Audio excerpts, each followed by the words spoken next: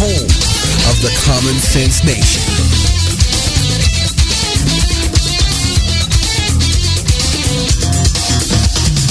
Exit 92 Radio.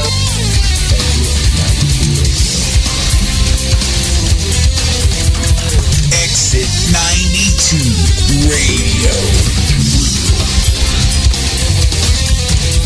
That's right, everybody. You are listening to a radio Merica Live here on Exit 92 Radio with the Big Bad Boo Bear. We just left the Ninja Lounge as Happy and Schizo tore up the charts here tonight on Exit 92 Radio. Those guys, there's some funny guys, and we all know, Happy, I'm sorry that you got punched in the nether regions, but it's not, you know, Schizo's fault that she knew the answer, and you're just a little bitch. I mean, you know, I'm just saying. But a little bitch in a good way. Yeah. So, Happy and Schizo, those guys are awesome. Remember to tune. You can always check them out again on the archives. If you didn't get enough Happy and Schizo tonight, you can check them out on the archives again after we're done here on Real Merica Live. This is episode 6. Episode 6, God. Later on, we're going to have Dean, Don't Call Me Shane O'Mac here tonight live with me. But first off, I have got an interview as promised with the awesome band, the greatest frickin' band ever, A Sound of Thunder. These guys are awesome. I love them. They are just frickin' cool as shit. I was so happy to get them on. Got them on for 30 minutes. So I got a 30-minute interview with them. And I even got a station ID from the great Nina. There was something I was supposed to pimp before this interview, but for the life of me, I can't fucking remember. So I know that I left myself a little reminder in the interview, so I'll be listening. If I don't remember, again, if I don't catch it, like if I have to go outside and take a piss at the exact same time this thing is going on, I'll be very upset with myself. But it's okay. I still love myself. I'm trying this new, like, inner Zen thing. You know, you gotta love yourself. Love yourself. But, yeah. Great interview. Guys were awesome. I was so happy to get them on.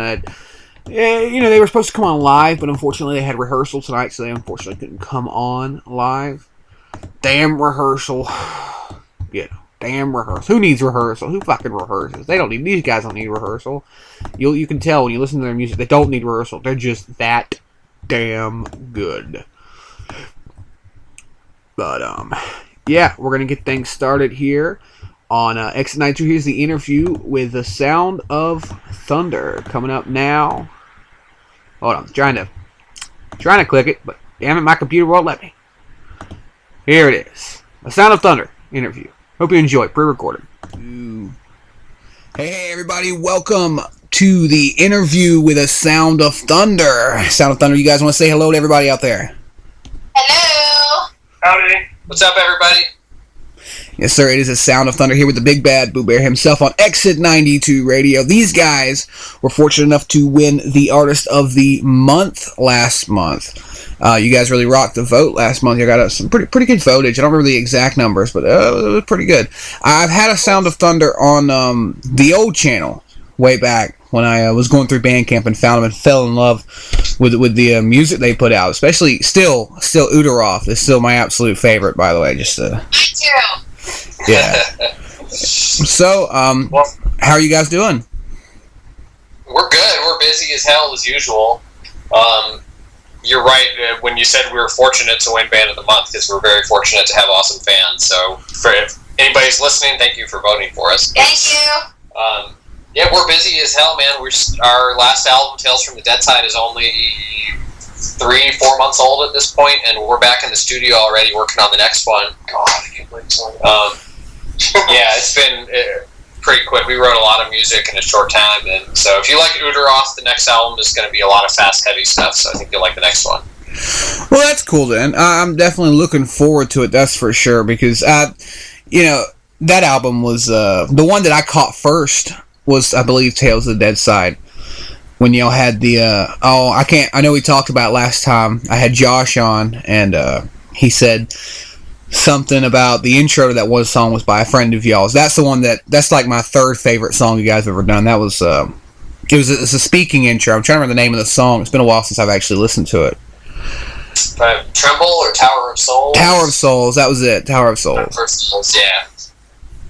Yeah, that was the narrator on that album who still won't let us tell anybody his real name because he's afraid of repercussions. Well, nothing wrong with that. I understand that. Maybe just doesn't like be known associated with you guys, the bad kids, you know. Yeah, we are extremely dangerous and edgy. Yeah. about as edgy on a cat on catnip, right? That's about it. Yeah, we stayed up till midnight one time. Oh shit! Did y'all have y'all ripped the tags off your mattresses yet? Whoa. Yeah. You're taking it too far, dude. Stop. Oh man. No, but these guys are awesome. Udaroth, like I said, is my favorite, but I think the first song I really ever listened to fully, because I listened to that, and I didn't get very far before I was like, holy shit, this is awesome. So automatically I go and listen to a few more tracks off that album, and then I'm like, well, let me see if they have anything on YouTube. So I head to YouTube and I look for some stuff, and I come across one called Kill This Bitch, or Kill That Bitch. Hell yeah. Yeah, and I fucking loved it. I think I listened to that song about 30 times, man. I was showing everybody I knew. Have you heard this fucking song? I'm like, dude, They get away. doubted me when I came up with this idea. They said people wouldn't take us seriously. I said, good. That song is going to live with us forever. It's kind of whether we want it to or not. Yeah, and it's kind of like the albatross around our necks, because that was the first single we ever put out. I don't know if it was a good idea to make that our first single, but yeah, apparently there are some metal fans that don't have a sense of humor and weren't amused. Oh. And Bitch is crazy. yeah. Well, these are the same guys who, you know, they're not amused because they can't laugh like too loud because they want to wake their mom up because they're in their basement. You know, these are the same guys. Those guys, you know, the basement guys. Gotta love them. Well, we ridiculous Americans like our cheese, and we recognize that it's cheese. Merica. And certain other places maybe are more serious, not as known for their sense of humor. I'm not naming any countries. I was going to actually say that, you know, American metalheads tend to be more dour and less fun. Oh, well, I guess I'm talking about our little underground traditional metal and power metal. Oh, yeah. Yeah, then we're not really in the mainstream, you know. Yeah. No, We're not at the cool kids table. there's no camo shorts here. Yeah. I get you now. Maybe eventually, though. I mean, Maybe. you never know. Maybe. Maybe. You gotta shave my legs or something? Yes. No. Go natural. Go El Natural. Yeah. You know, the first thing I did when I found you guys is I went to my dad, who actually is on Exit 92 with me, and because honestly, you know, and like I said when I talked to Josh last time, it's nothing negative, but it's really hard to get into bands with a female lead singer. It really is. I agree. It is. I mean, and you know, it's honestly, it's because, in my opinion, once again, you know, no offense, but in my opinion, a lot of these bands with a female lead sound the same. It almost, to me, always sounds like Flyleaf, and I hate it. I really do. I think that most people, when you think of metal, the primary ingredient is some aggression, some anger, and a lot of female-fronted bands, you know, female-fronted is not really a genre, but a lot of those bands kind of almost created their own genre, which is a much softer singing style. Mm-hmm. And so I think, even though metal's been open to those kind of female-fronted bands for a long time, I think it's just opening up to women that really kick ass. And that's definitely what I was about to say, because, you know, when I listened to you guys for that first time, and, you know, I'm listening to the music sounded great, it's real tight, I'm like, oh, this is pretty fucking sweet, I can't wait to hear the lead singer, and all of a sudden, this voice, you know, it's like, holy shit, that's awesome, you know, because it reminds me... Did you think there was a dude? Huh? Did you think I was a dude? For like a half a second, I'm not gonna bullshit you. Okay. Like, I mean, I've heard that before, and that's cool. That's a compliment. Yeah. Oh, really? I'm curious, you know. It came off like Steve, for like a half a second, and this is a good thing, this is a compliment. It came off like Steve Perry meets Kirk Hetfield, James Hetfield, for like just a second, and then it when you got higher, I was like, oh my god, is that like a female version of Dio? Is that who that is? Thank you. Yeah, your name and Dio has actually gone hand in hand ever since I introduced the band to my dad. Whenever he started listening to me, he's like, "Wow, they really, the voice really reminds me of like a Dio, something of that sort." I actually think that's an accurate description because Nina sings. She insists on singing almost entirely in her chest, like Dio did. He never did the high hand voice. Oh yeah, it's like Rob Halford or somebody. So stylistically, she actually is kind of close to Dio. Well, what's surprising, is that I've never been a big fan of the higher tone voice type singers. I like Dio, and I was a big fan of Queen, always will be. But besides that, a lot of other bands that I've heard, big bands out there, like Judas Priest, for instance, I was not the biggest fan of Judas Priest. Because of the guy's voice. I don't know, I'm picky, you know what I mean? I used to be a real big metalhead, but I've kind of went down into the blues section. I'm a blues harp player now, like I'm not a drummer anymore. But yeah, you guys are fucking tight, and it's awesome. Just the work is great. The stuff you guys are putting out is freaking fantastic. Thank you. Thanks, man. We try. Oh, you don't have to try. You guys probably wake up and do the shit. So I wish.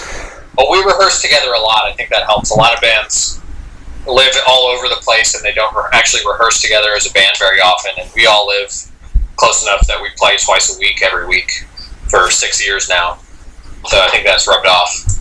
Well, I mean, that's probably most of it, because I know that I've had bands that I were in, and it's hard to get everybody together, even when you do live close together. So it just has to be a type of camaraderie, a type of chemistry, that has to mesh correctly for a band to work correctly, because if you got one guy who's just like, I only want to do solos, then you're going to want to kick him in the fucking nuts, and you can't be on stage and kick somebody in the nuts. So I will. I'm gonna stop playing rhythm guitar and only play my solos. There you go. That's fine. Yeah, Jesse's gonna handle the rest. Hey, I only want Voss water in my trailer, okay? And I want my own trailer. So last time I had you guys on. Oh, go ahead. I'm sorry, did I interrupt? I said only brown M&Ms. Exactly.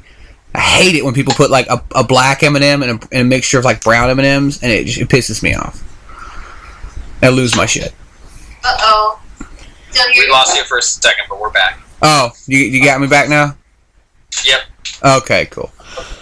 But anyways, so last time I had you guys on, I just want to know if anything's changed since then. I talked to Josh, and I was asking him what was the weirdest, like if y'all had any like weird fan experiences. Has that changed at all since? Because I know he told me I think he said the coolest thing you guys had was somebody had put a comic book together. A whole story about the band and the story that you guys have told with the different albums. It was a text story, Pox Gerdsman's text story. Yeah. He wove all of the stories from all our different songs together into one big mythology, and it was really cool. We've had some cool stories. Nina almost got abducted by a Latvian man. Oh, yeah. Was he from Latvia? No, he was One of from those. Estonia? Estonia. Yeah. Yeah. Estonia. One of those. Yeah. Yeah. It was, He didn't kidnap me. He he picked me up. He was going to pick you up and throw you into his van. Yeah, no, it was a trailer. Okay. No, I'm sorry. It was a tour bus. he only did it out of love. Yes. Yes. Something love adjacent. Drunk love. Yeah. Hey, that's the best You have to kind. travel with folk metal guys. Yeah. He nice kilt. That is the best kind. That's how I met my wife. Oh, in a kilt? Well, I was in a kilt, yeah, and we had a van. I love kilts. Nice. I mean, it's really not a big deal that she hasn't talked to any of her family in the last 4 years. I mean, they may not know where she is, but, She's in the basement. Whatever works, man. Exactly. You gotta keep these women chained down, these days. I need to get a sponsor from Ace Hardware. Yeah. They're getting all uppity these days, aren't Hey. When you say chained down, I'm just thinking like 50 Shades of Grey chained down. That's totally different.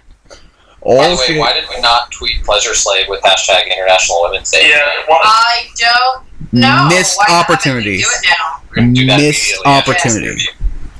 God. Have you guys So if you guys got any plans, because I know that, I see you guys posting stuff on the A Sound of Thunder page, which is on Facebook if you guys want to go check it out. Plug. And I also talk to Josh every so often. And I know y'all at one point were talking about tour, possibly, more than just the United States tour, maybe into another part of the world. Is that ever going to be a possibility? Yeah, definitely. We've got something on the back burner right now that will hopefully take us all around the U.S. in the fall. And then we're working on tonight trying to put some other stuff together, but Germany for sure will happen. Hell yeah. Because we know we have people waiting to see us over there. So it'll happen. That is awesome. Yeah, if I was making any sort of like good cash right now, I would host you guys somewhere out here, because we don't have enough good metal bands coming around out here. We got a few good out of the scene, because we have a little scene. It used to be really big. Jacksonville used to have quite a big scene of different types of music, and now it's all turned into a lot of screamo punk shit. And I like it to an extent, but I've never been a big fan of screamo. It's really hard for me to get into it. Me too. Yeah. Well, I think we'll be probably at least somewhere near your area if the plans go off the way they should. Well, definitely let me know, and I'll probably try and make it if I can, and I'll pimp this stuff all over the place. I got a big following out of Jacksonville, so. Great. Awesome. Yeah. So, like I said, we're staying busy. We're going to the South Carolina Comic-Con to hang out with the Valiant people and all the fans. That's the first weekend in April, so anybody that can get to the SC Comic-Con should come out. We've got a full-length covers album that's completely done that'll be out this fall, and right now we're running a promotion on the store where people can get an early advanced copy of Gypsy, the Merciful Fate song, which is one of the covers. We're going to put that out in 2 weeks. Everybody that buys something from the store in the next 2 weeks will get a free copy of that. And we're putting out a new video tomorrow, so by the time your listeners hear this, there should be a new video for the song A Sound of Thunder up. Okay. I'll make sure to say something about it before and after, the interview is played. Note to future self, do not forget if you haven't mentioned it already.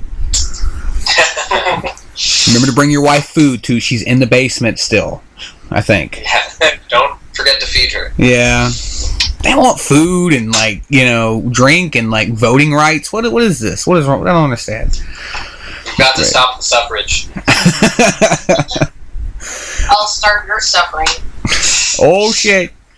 So, one thing I wanted to get from the rest of you guys, how long, I don't have the old interview on this channel, so I might rehash a few of the old questions, but I wanted to know, how long have you guys actually been doing A Sound of Thunder together, officially, as of now? Oh, our anniversary for when I joined the band is, what is this? This is 2016, so I'll have been in the band for 7 years this August, and Jesse will have been in for 6 years this August. Yeah, August. Yeah. Yeah, so it's like August is our anniversary, and as we are now, it'll have been 6 years this August since we were all together. Nice. How's it hanging out with all the guys on a big basis? Do you have to, take control and beat them up sometimes to get them to do anything?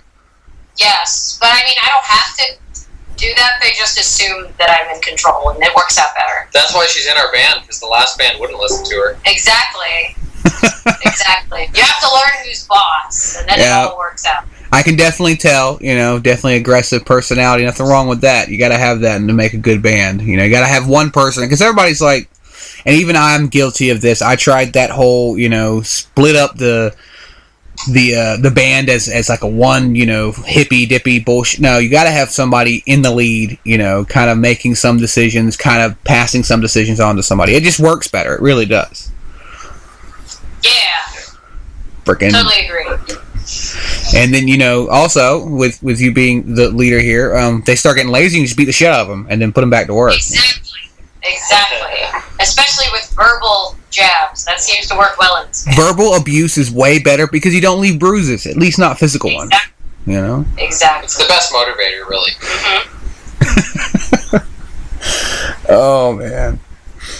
So, you guys are planning on doing a tour through Germany. That you said that one was confirmed, so you plan on doing a tour through Germany, possibly. There's no tour booked. We are planning to do one. Okay, planning to do one in Germany. Okay. Yes. Nothing confirmed. So Unless you know something we don't.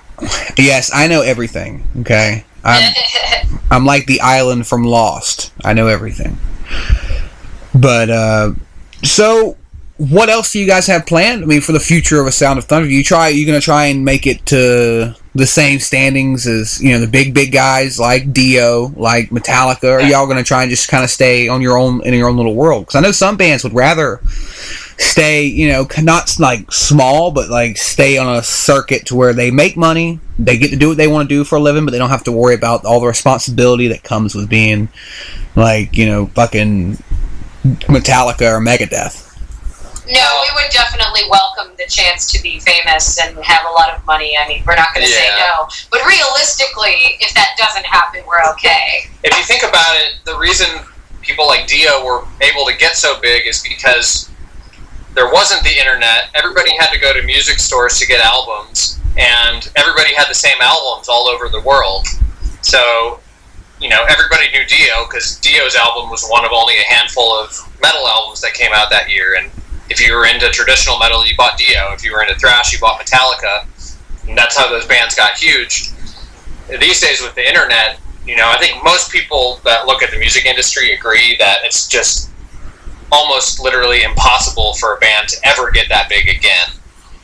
Plus, you know, metal as a genre is an older genre. I firmly believe that it's going to transition into like what I call a legacy genre, like blues or jazz, where it'll never be at the top of the charts again, but there will be metal clubs everywhere, you know, real small ones that people are just into metal the way people are into blues, and they want to go to a metal club to see a metal show.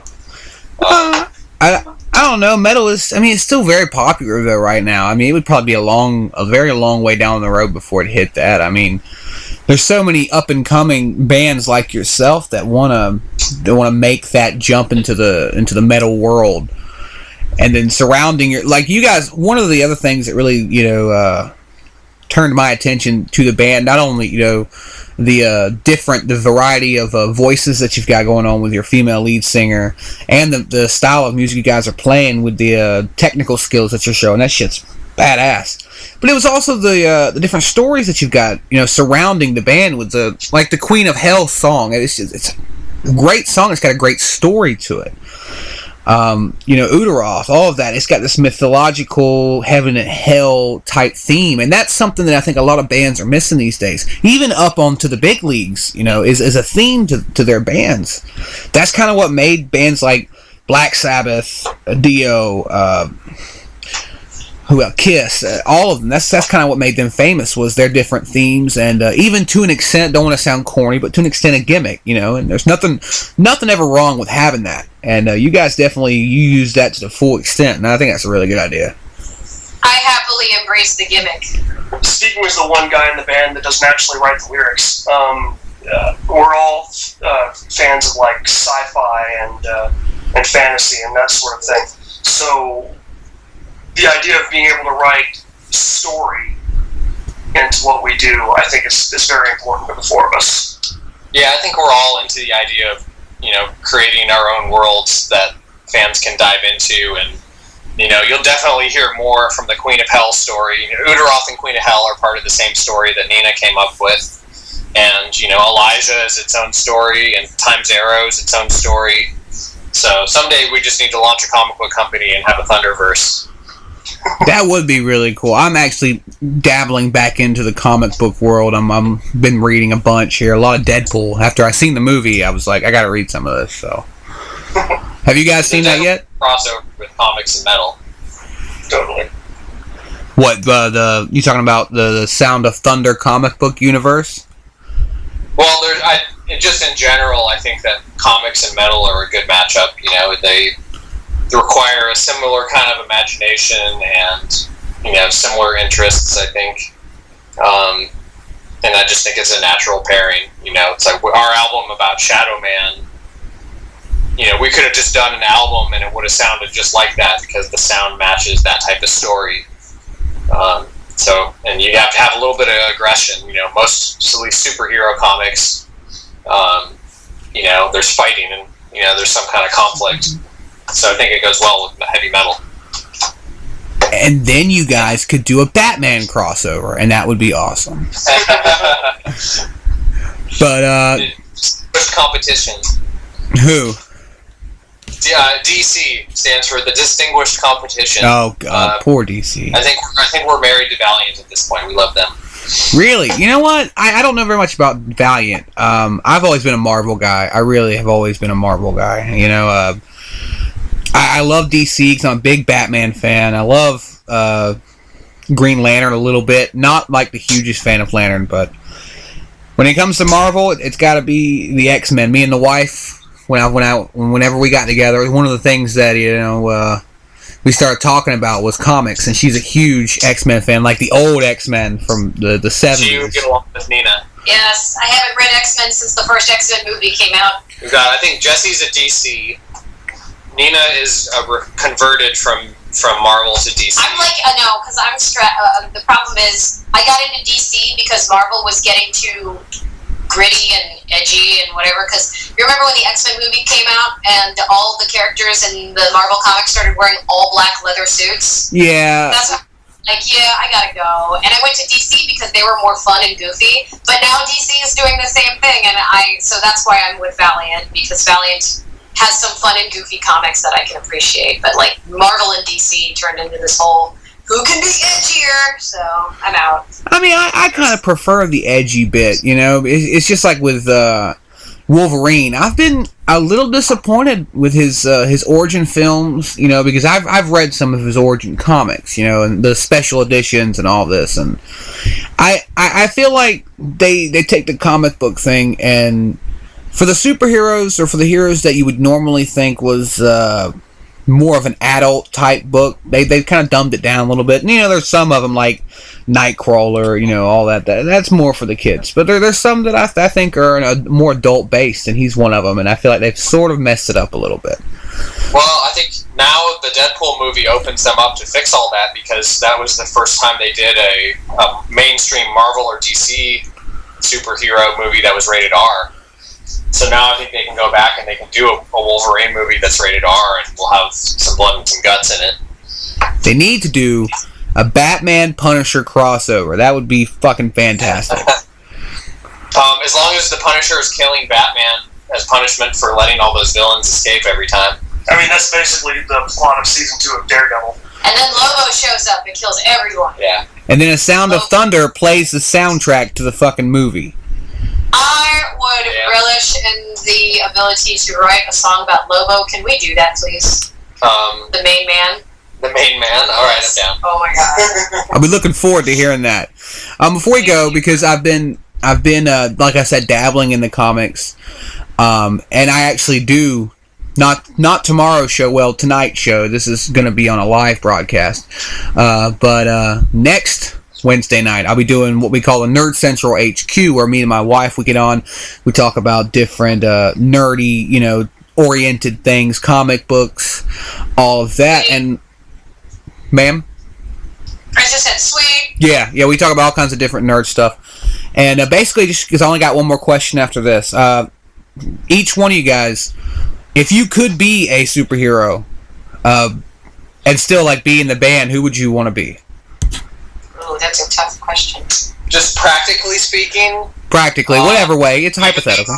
Even though I'm not a DC guy, Green Lantern. Because he can basically do anything. And I have willpower, so I can use that ring. Okay, that's a good point. That's very valid. Jesse?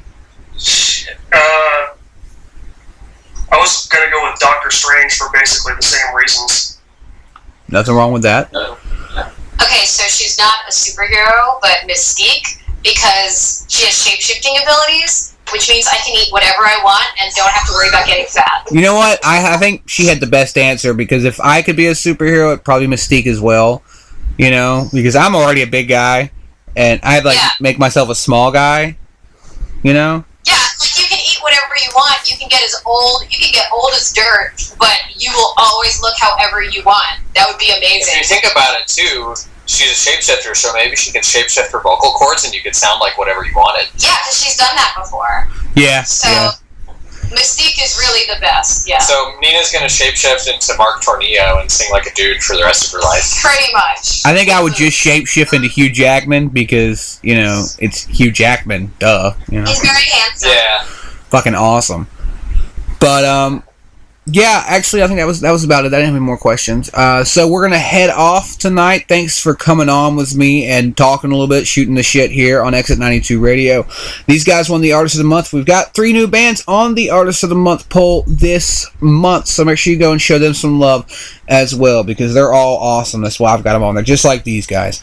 So, yeah, if you guys want to say anything before we pop out of here for the night and let you guys go. Just thanks for having us. Thanks to all the fans that are listening for supporting us, as we wouldn't be here without you. So thank you.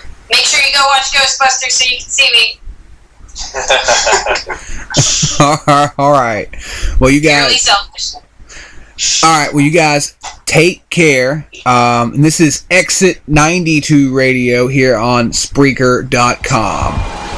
Hey, this is Nina Osageta from A Sound of Thunder, and you're listening to Exit 92 Radio.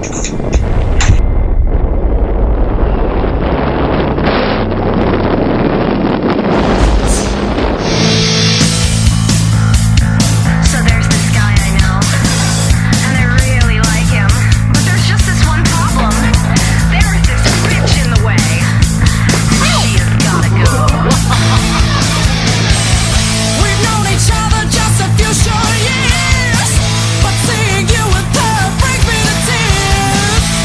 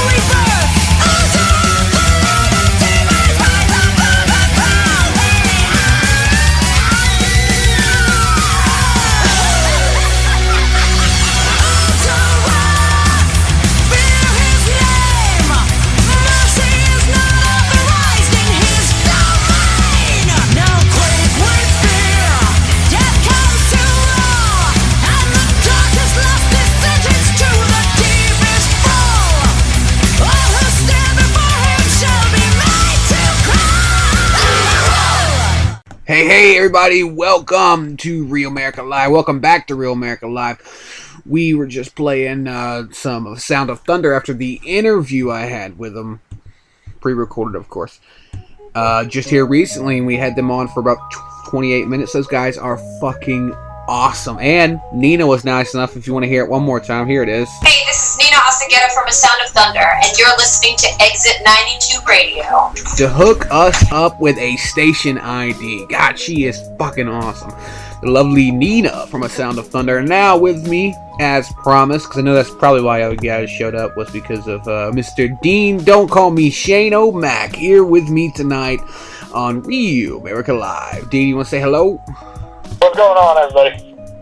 Yes, so we are hanging out tonight. We're going to talk a little bit of politics, honestly. That's what's going on. That's the big agenda right now, is Donald Trump is screwing up the world, and we're going to talk about it. But first, real quick, a bit of a news break for you. Evidently, from what I gather, this is the actual wording of the headline, James Hetfield has left Metallica and is looking to do a career in country music. Oh, wow. Yep. That's a sad day in metal music, you know what I mean? Oh, yeah. It is a sad day. I mean, honestly, I don't know. Because Jason is a big Metallica fan. I talked to him before we got on the phone. And he said that he thought that this was coming for a long time. Maybe not specifically country music, but him leaving the band, because that's what it's saying, is that he's leaving the band. I have not heard anything to the latter. I found like 3 or 4 different articles that all say he is actually, this isn't a side project, he's actually leaving Metallica and is going to pursue a country music career in Nashville with an album that he's already putting together. It's going to be called Hetfield Road. So, Well, let's see how good he is, because, you know, when Aaron Lewis broke away from Stain, you know, I was amazed. I was amazed on how big of a transition it really was and how well he actually did. So, yeah, let's see where it goes. well, we will see. We will see. I think it's going to be just about as impactful as, or, you know, just about as much of a troll as Donald Trump in the politics world right now. Oh, Jesus Christ, Donald Trump is a Donald Trump is the Roman Reigns of politics. Roman Reigns of politics. Oh, wow. Well, see, you know, the funny thing you say that is because, you know, Donald Trump, he's never done politics. Like, as far as, he's never competed like this, you know, for the highest office of the land. He's never done that before. And come to find out, he's actually pretty good. People actually like him. Yeah, you know, all bullshit aside, he actually is pretty good at this. He's got the whole lying to everyone thing down pretty fucking good. The line, yeah, the line. I mean, see, you gotta understand, I'm an independent, but I'm also an extremist independent. I have extremist views. And plus I'm a conspiracy theorist type of person, not too heavily, but I am there. I do agree on some things, because some things just, they kind of make sense to me. But, you know, as far as Donald Trump is concerned, number one, him nor anybody else that's running for president is worth a damn. That's yeah, definitely not worth a damn. They're worthless. They're automated pieces of shit that need to go, you know. I don't know why the mothers didn't swallow in the first place. Just saying. Because actually, you know, the thing, here's what I like about Donald Trump. Number one, a guy ain't got nothing to lose. He's honestly, when you see his mentality, he acts like he's not even trying that hard. Because he's very repetitive in everything that he said. And I just had my show at 8 o'clock, and I was over there bullshitting and talking with a friend that was on X92 with me Saturday, Adam Coleman there. And we were sitting there talking about, you know, a little bit about politics, about how, you know, Trump, people like Trump because he's so just blunt. And Americans are blunt. But they're only blunt when they want to be.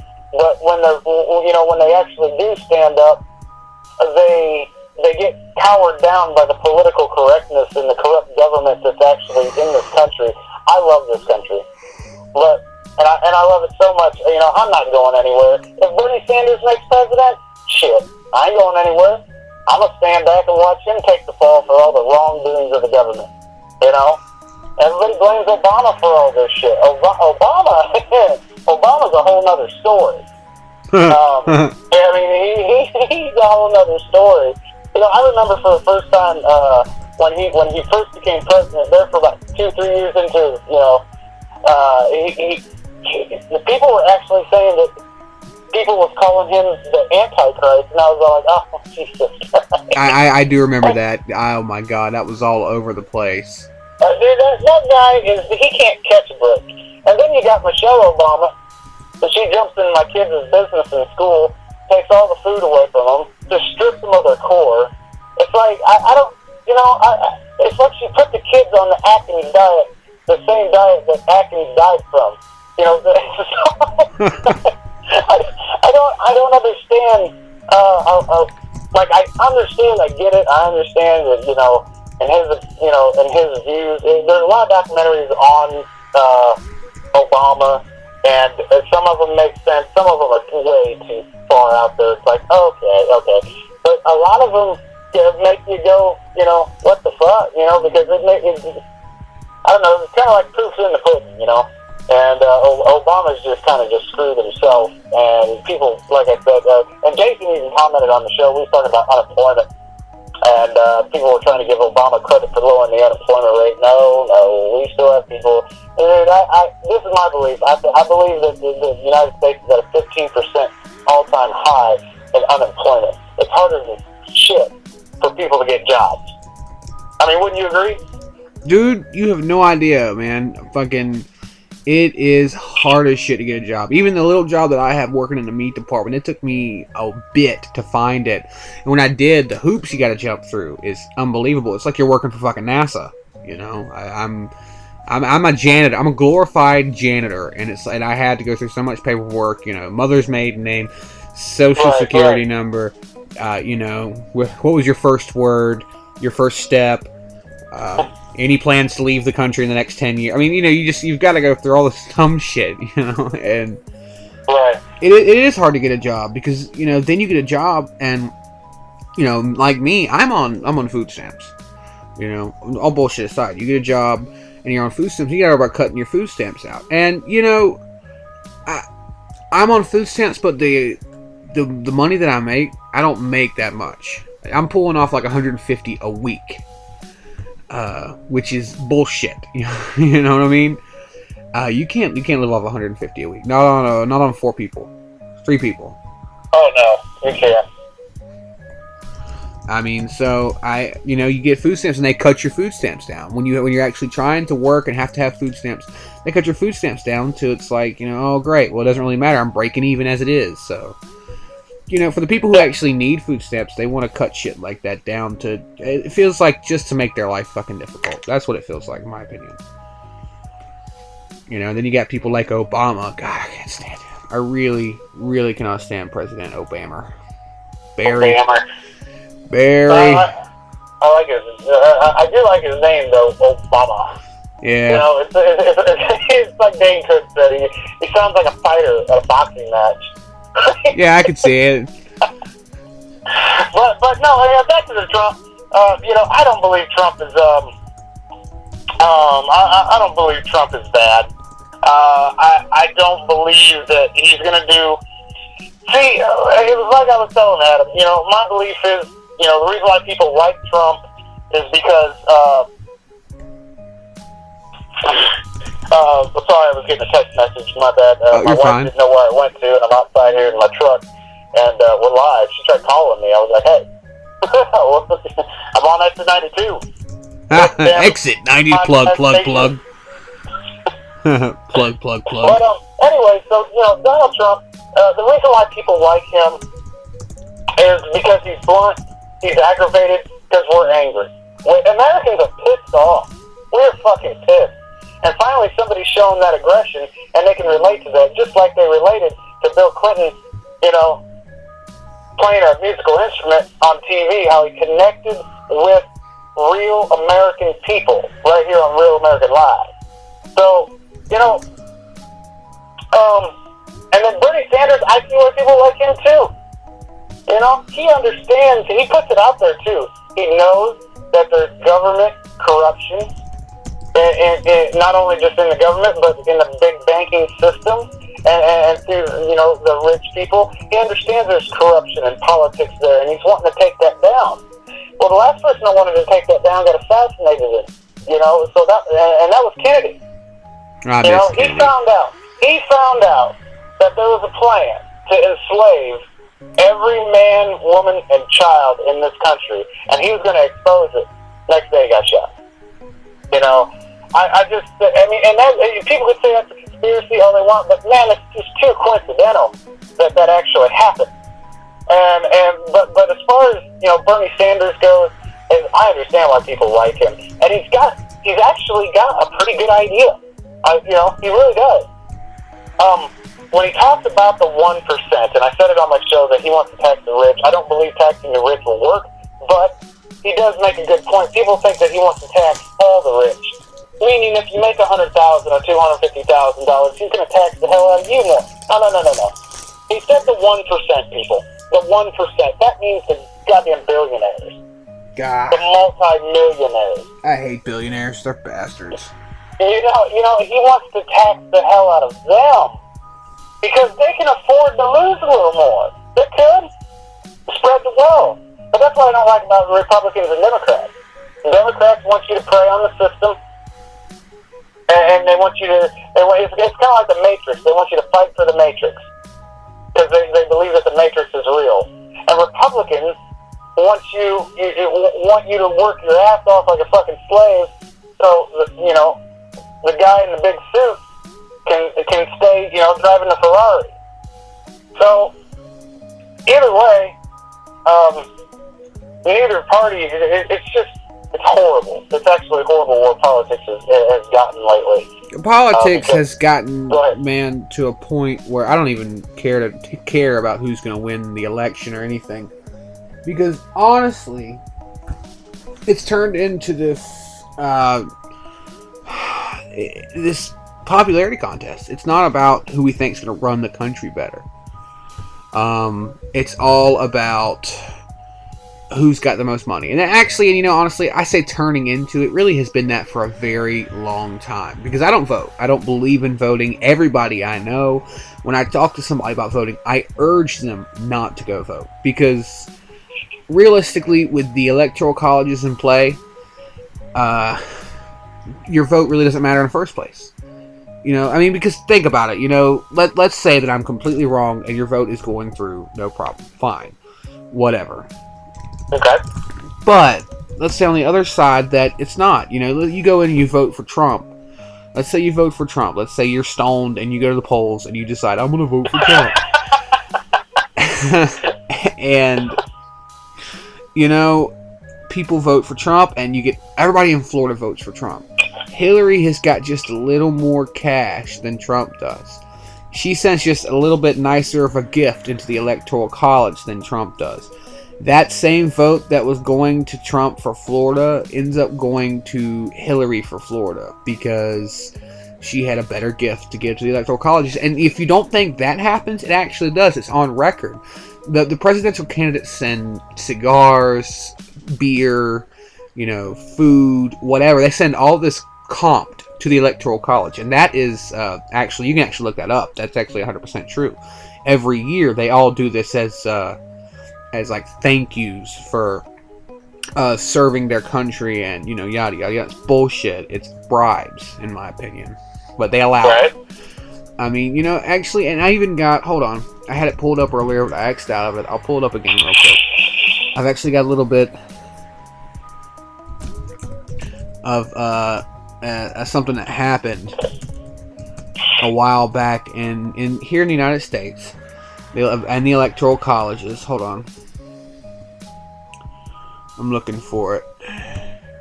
Anyways, I remember the story. Guy had went to go vote in the electoral colleges. He was one of the electoral collegiates, whatever they're called. Okay. And he he put on his ballot, like, John Edwards or some shit like that. Okay. John Edwards hadn't ran, nor was he running in that election. He explained later on that he had gotten drunk and put the wrong name down on the ballot.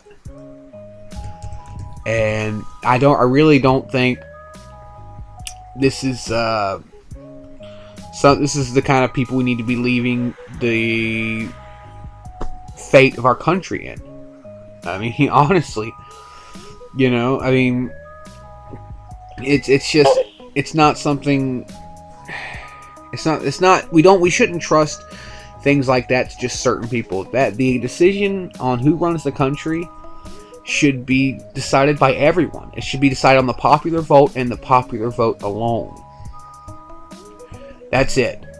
You know, and that's the way it was going to be when the Founding Fathers started it. And actually, no, I take that back. It wasn't ever going to be on the popular vote alone, because the Founding Fathers thought the United States American was too uneducated to pick somebody for president. I mean, they were afraid of people writing in, and this is back in the 1700s, of course, but, you know, just for shits and giggles, afraid of somebody writing in Chuck Norris or, dumb shit like that. That's why the Electoral Colleges were brought into play in the first place, is because they didn't believe the American was intelligent enough to vote. But now they are. I mean, intelligent enough is a very strong word, I know, but... And they probably was right, because at that time the information that people got processed was very slow and stagnant. I mean, there's a lot of things that people didn't know that happened that they didn't know until 2-3 weeks after it already happened. You know, just because information was so hard to pass through. I mean, it wasn't as easy as, say, you know, now we just jump on the internet and we get results of everything. Yeah. Yeah, I just feel like it should be up to the popular vote, up to the people. It's the people's decision, anyways. You know? Well, it is, and when me and Heavy D was doing a little bit of research about 2-3 days ago, and he actually came across about the Electoral College, because he doesn't think anybody has a right to complain about politics. Like, you don't necessarily have a say if you don't vote, and I kind of agreed with him on that, but he made his point because he was doing a little bit of research about the Electoral College, and I told him, I was like, you understand that, Electoral College actually makes the final decision. And he goes, yeah, but check this out. And he was reading an article. I may have to have him send you or somebody or me the link or something. I don't know if he's listening to the show, but it said in there for many years now that the Electoral College has went with 99% of the majority vote. So 99% of the time, the Electoral College has voted, according to what the people wanted to. Now, if that's true, 99%. So the 1% that didn't, whenever that was, okay, could have been referring to the time that you was talking about, goes in the Constitution, states that there is a rule against that which they can be fined or removed from the Electoral College. So, and it's very, very unique on how the Electoral College works, and I get why it does this.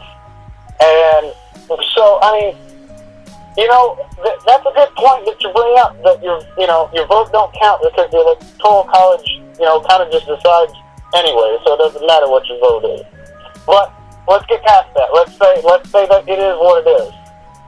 Well, it's your right as an American person to vote. So, if that's a right you're willing to give up, to not do, what other rights are you willing to give up? Well, I'm not willing to give up any other right. I'm not even willing to give up that. I just don't believe that it works. I don't believe the system works. And the time that I'm talking about is election 2000. Bush and Gore. Okay. I mean, do you remember Bush and Gore? Yeah, sure do. That's what I'm talking about. Can you imagine how different this country could have been with a leader like Al Gore? Well, I don't know. I think I it don't would. know. I think it would have been a good thing. Honestly, I do. Looking at the way Bush did it, for Christ's sake, I think it would have been a good thing. Well, do we believe that Democrats are a little hesitant on pushing the button? Yes, I do. I do believe that. All bullshit aside, there have been several times Democrats have shown that they don't want to lace up the boots when it's necessary. Right. However, and I'm not a Democrat supporter. It's just that in that situation, I felt like, and I was younger, but my grandparents were very into politics, and they used to talk to it about me and explain things to me, so that they wanted me to understand this when I got to this age. You know what I mean? And I believe they actually, I think my grandmother voted for Bush. My grandfather didn't vote that year, but they were big fans of Bush. And, at first I was too, just kind of blindly following them. But now that I look back, I feel like Gore would have been a better president. I mean, honestly, look at the way Bush ran the country. And tell me that there's not anyone in the world that could have done a job 10 times better. I mean... Well, my thing of it is I just, I know, and I don't know if Gore would have done a better job. I don't know if anybody would have done a better job. For the past 75 years, I believe it's just the presidency went to shit. Even with Ronald Reagan too. I think it's all a goddamn joke. But because it's just not what we slowly have morphed into, catering to people's feelings. I hate it. I hate it. I hate it. We worry more about equality than we do for the cure of cancer. We slowly shy away from bettering the human race as a whole. Black, white, Hispanic, Asian, it doesn't matter. The human race needs to survive and survive beyond the earth. It's just, the earth is not going to be here forever. And that's natural. That's a natural thing. It's just not going to be. No matter how long you prolong it with the global warming and stuff. Anyway, go back to the politics thing. In my belief, I believe Gore won the election. We had the whole Chad incident, and that kind of pissed me off because I was all like, well, dude, Gore had it. Gore had it, but Bush wanted a recount. So Bush had his stupid recount, and we go back and we see that they made another politically correct thing. Well, the Chad wasn't punched all the way out, so we don't know what they was deciding. That is such bull. I remember reading about that. That's such bullshit. The fact is that Bush could not accept the fact that he lost in Florida. Yeah. Yeah. He could not accept that he could not accept the fact that he lost in Florida, and I feel like there's something that happened there with Jeb and Bush to make his win happen. I'm sorry, the popular vote had Gore winning. The Electoral College's vote had Gore winning. Things changed after the recount. I'm sorry, something happened, and that's all there is to it. It's kind of odd, isn't it? And Jason, brings up a good point, very valid one that I do forget quite a lot, and that's the fact that the president is nothing but a fall guy. I mean, we talked about this off air before. The president is the scapegoat, while Congress and senators, all that, they are the ones who have the reins. They are the ones who have control over the country. By the way, I want to say hello to Samantha Thurman out in the chat. Thanks for tuning in tonight. Great to have you here live. Real America. What's going on? Real America live. I see you in the chat board too. Yeah. She's pregnant actually. She's listening for 2. Oh, listening for 2. She needs to have one earbud in and then one earbud on her belly. Yeah, there you go. That way we can educate the youth of tomorrow. For real. Exit 92, reaching out to the youth of tomorrow. I like that. That's, may not be the best language choice, but damn it, we'll do it. Right. Yeah. It's just, okay, so we're talking politics. Let's let me ask you this question. I had a friend that he's a big Bernie Sanders supporter, and he knows I'm on the independent side, and he knows I'm a zero tolerance type of guy. People always go like, well, how do you solve crime rate? How do you solve crime rate? Well, we tried a nice way, and those aren't working. So shot on sight, no trial. Yeah, see, well, no, the shot on sight thing is a little far, because you have to give people a fair trial. That's just the right thing to do. I know it's time consuming, but it's the right thing to do, because sometimes there's so many instances in just the last 10 years. Right. There's so many instances within the last 10 years that we've heard about people getting out of jail after 30 years in prison for something they didn't commit, because DNA analyzing equipments and technique were not up to snuff at the time. Right. So, I say give them a fair trial, but when when they are guilty, when it is a death penalty case. You'll have to excuse me for a minute. Oh, you're fine. My dog's going nuts. You're fine. So I'm putting my dog on the inside. But when it is a death penalty case, where someone has been proven without the shadow of a doubt that he murdered this person and or persons, I say immediate firing squad. You give him 1 day to settle his... The 15 years on death row should... No, you give him 1 day to settle his issues, say goodbye to whoever wants to say goodbye to, eat his final meal, and then at the end of the day, it's over with. I'm sorry. I mean, I know it sounds... Because I know a lot of people's... The big argument is that, well, why should we kill them, trying to teach them a lesson if they killed somebody? That's just, it's a paradox. And I'm like, don't get me wrong, I definitely understand where people are coming from. But people, putting them in prison isn't punishment. Making them sit in prison for 40 years isn't punishment to them. Even life in prison isn't punishment. They're still alive. They're still breathing. That person that they killed isn't. That family mourned and probably are still mourning. Well, and that brings up, this is a very heated debate about, abortion, and man, and that is something that you do not talk about with the wife. Just saying, and it gets pretty heated. But one day I kind of,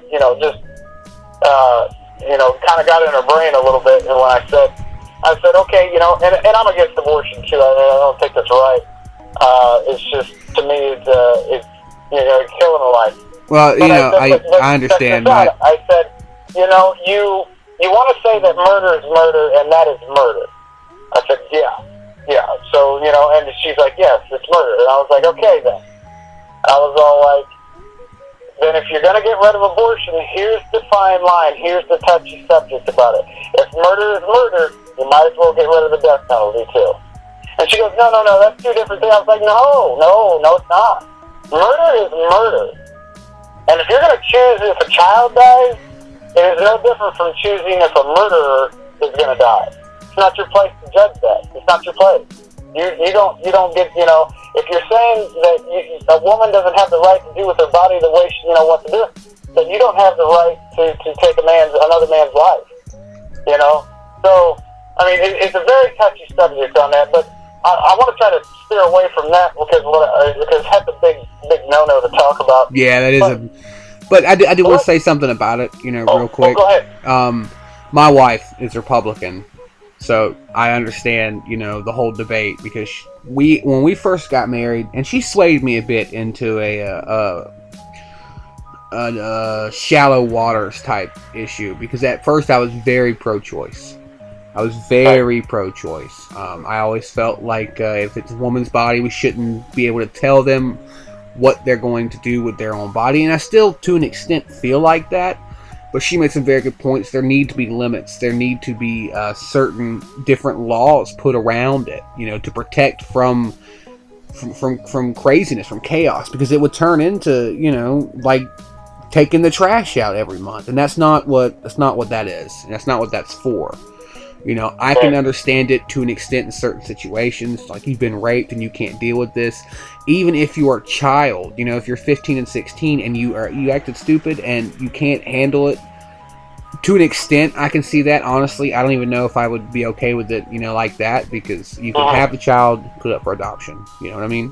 Right. But there are certain instances where it is okay, and it needs to be set up where that's the only instances it's used for. Not like you can't keep your legs closed, and you need to take the trash out this month. You know what I mean? It's that's not what that's for. But we're gonna move on because that is a very touchy subject. And people get very, very upset about that. My final thought on that is just, with abortions, in my opinion, it doesn't advance the human race at all. Nothing. Now, Samantha Thurman had something to say in the chat about the death penalty thing we were talking about. Pedophiles don't deserve 5 seconds. No food, ass rape, hang them by their toes, cut them all over, and put salt in their wounds. I think that's a good idea right there. But you can't have cruel and unusual punishments, because I agree with that. What, the cruel and you agree we shouldn't have cruel and unusual punishment? No, I agree. I agree with what Samantha said. Oh, okay. That's about right. I mean, I agree with that. Of course, I'm a zero tolerance type of guy. He shouldn't even be put on trial. Unfortunately, somehow, some way, you got in the event. I know that people can set people up, but God, I mean, there's too much. People fall through the cracks too much on that, and with pedophiles, shot on sight immediately. No trial, no jury, no nothing. Boom, you're dead. If I've got irrevocable proof that you really did harm this child, because physically, mentally, that destroys the person, and it destroys the family members all the way around it. It just destroys families. It really does. I really don't like the pedophile kind of thing, but we can't do things like that because we're not allowed to administer cruel and unusual punishment. Which, see, that's another thing where Trump got yelled at about, because he thinks it should be that much more worse than waterboarding and things as such.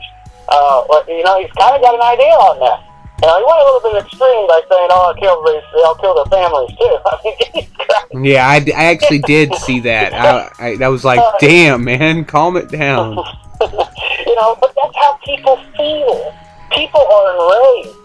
But about the politics thing, since me and you, we come to common ground that the president really, I mean, who cares? Like, honestly, they're just going to do what the Congress says, and if they don't do, Congress is, they're going to shut down, take a break.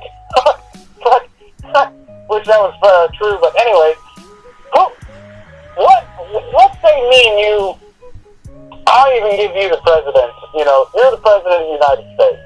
I'll be your vice president.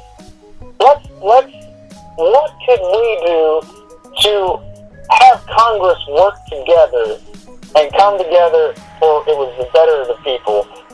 Let's talk about money. Let's talk about jobs. What, in your belief, what do you think would help create more jobs? Well, if there's anything that we could do about bringing companies back into the United States instead of outsourcing into different parts of the world, that, of course, would bring new jobs into the country. And also, one thing that I would have to say that could and possibly would bring new jobs into the country would be to cut some welfare out. Because that's one of the biggest problems this country has, is that we've become so dependent on welfare. It's not even funny, because there are, don't get me wrong, I've already talked about my situation with the food stamps. There are situations like that. But then there are situations where guys who just don't want to work anymore.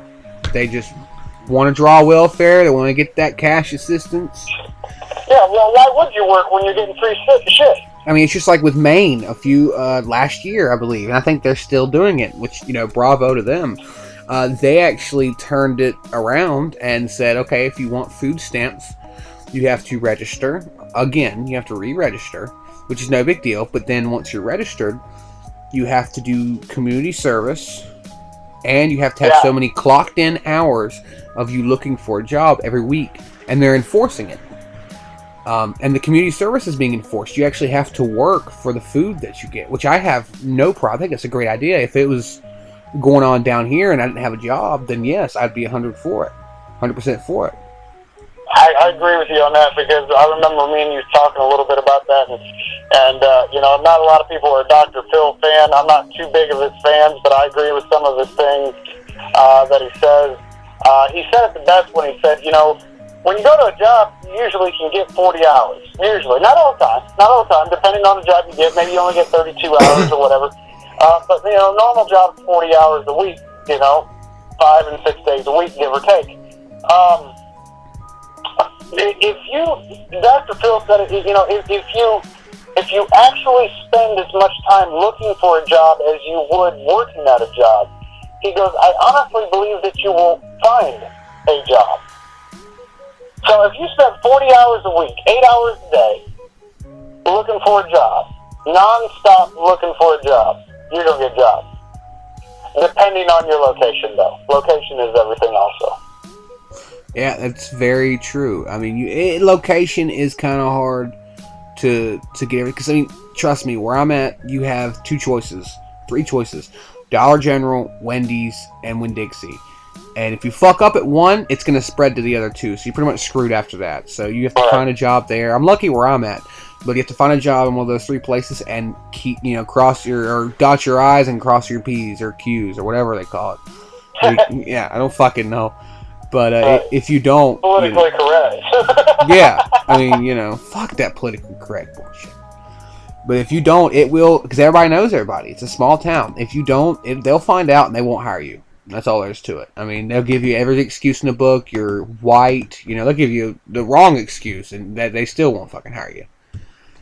Yeah. I've even done an experiment to an extent with it. One day, me and a buddy walked into a tobacco store that was hiring for sign spinners. I was dressed okay. It was kind of a last minute thing because I didn't know they were hiring. I wasn't even job hunting that day. I just heard this place is hiring, put an application in, they might hire you. I'm like, okay, fuck it, I'll run in there real quick, put an application in. We both walked in. I was actually a little more dressed than he was. I had jeans on, a nice button up, just because that's what I wear. And I had flip-flops on. That could have been part of it. Whatever. And then that's what I'm wearing. And then, I'm a big guy. I was a bigger guy at the time. I was probably like knocking 375. So I'm a big guy. He is 150 pounds, maybe. He's got tats from head to toe. He was wearing like a wife beater and shorts, and shoes. We put our application in at the exact same time. About 3.5 hours later, he got the job. I actually had, I actually had a better resume. I'd never been fired at the moment. I graduated high school. I've got a diploma. He doesn't. And they gave him the job, and it's based off of looks. Now, I'm not trying to knock on people with tattoos. Don't get that. That's not what I'm trying to do. But what I'm saying is, if you walk into a place like that, and you're looking at me and you're looking at this guy, I guess honestly, because he's skinny, they think he works harder. Possibility. It's a possibility. It's the only thing I can think of. On that one. Yeah. It's the only thing I can think of, and that's the way it is. It's not based.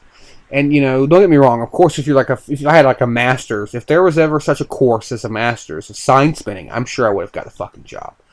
But honestly, nowadays, your high school diploma, even some of your college degrees, don't count for spit in this economy. They don't care. You go and spend 4 years getting a master's in technology. It's just like my stepfather. He's intelligent as a motherfucker. The guy is brilliant with IT stuff. He could build you a computer. He can give you whatever you want. He can do whatever you want for you. And it costs a little bit, but he can do it. And he's making a good living where he's at, but he couldn't find a job in the field that he had gotten a master's degree in to save his life. He ended up becoming a locksmith. And that's what he does now. He makes banking ass money for it. He works with electronic locks, which is kind of right up his alley anyways. But, he still could not find a job in the field that he had chosen to save his life. And honestly, you can't do that anymore. You can't. You actually, it's even harder to be successful in this country when you're on the right road to being successful. I can see that. Fair enough. We're fixing. You go ahead. So you want to bring jobs back? Yeah. Into the United States? Yeah. I would agree to that. You know, we need more jobs in this country. I mean, we need more people willing to hire people. We need more people willing to get off their ass and put applications in and work. It's a two-party swing. It is. You know, because I totally agree. because people, you know, I hear it all over the news and all over the place. You know, people won't hire me because I'm black. Oh, people won't hire me because I'm white. I'm like, it has nothing to do with your color. It has all to do with the way you look, the way you present yourself, with your work history. I mean, people like, you know, they don't care if they go to work one day and they get fired for calling their boss a douchebag. It's going to come back to bite them in the ass, but they're not thinking long term. This is the short term generation, is how they feel. What's going on right now is what I care about. How I'm going to feel good later is how you know, what I care about. They're not caring about, you know, what's going to happen down the road, and I'm like that to an extent sometimes. I've had to do a very big, you know, adjustment in the last few years, especially with having my child. I mean, you have to think about long term, and this generation doesn't want to do that. There was a Facebook post. I don't know who. If somebody can, if you're listening to X92 Radio right now, scope it out, check it, find it, post it on X92 Radio's Facebook page. There was a post that was a picture of a list of jobs, of company names that hire felons. So for everybody that says, "Well, I'm a felon," they're not going to hire me. There had to be at least 50 companies on that son of a bitch. Well, you know, what I mean? in their defense, I do know a lot of companies that won't hire felons. A lot of companies that are a little more convenient to get to that won't hire felons. And I think to an extent, it's bullshit. And, you know, let me just clarify. There are some felons out there who made the mistake of getting drunk. Or, you know what? I have a guy, a perfect story. I'm not going to say his name. But he used to deal with marijuana back when he was young. He was like 16, 17. Marijuana. Yeah, that was his job. And you know how I feel about weed. I don't smoke it, but I don't really fucking care about it. It's not a big deal. People make it a big deal. It's not. He used to deal. That was his job. You know, he went out, he'd make money. You know, he made banking ass money too. Well, unfortunately, one day he got caught. At this time in history, carrying that much marijuana that he had on him was a felony. So, Right. yeah, and actually he had some coke with him too, which I don't agree with that part. But it was more on the marijuana thing than anything else. So, hold on, now you can't leave coke out. God damn it, cocaine was awesome. No, it was never awesome, Dean. No. How was it never awesome? It was one of the greatest drugs ever created. I'm gonna have to pass on that, and we're gonna have to have a talk of it. I think we need to get an X92 drug test set up for everyone. No,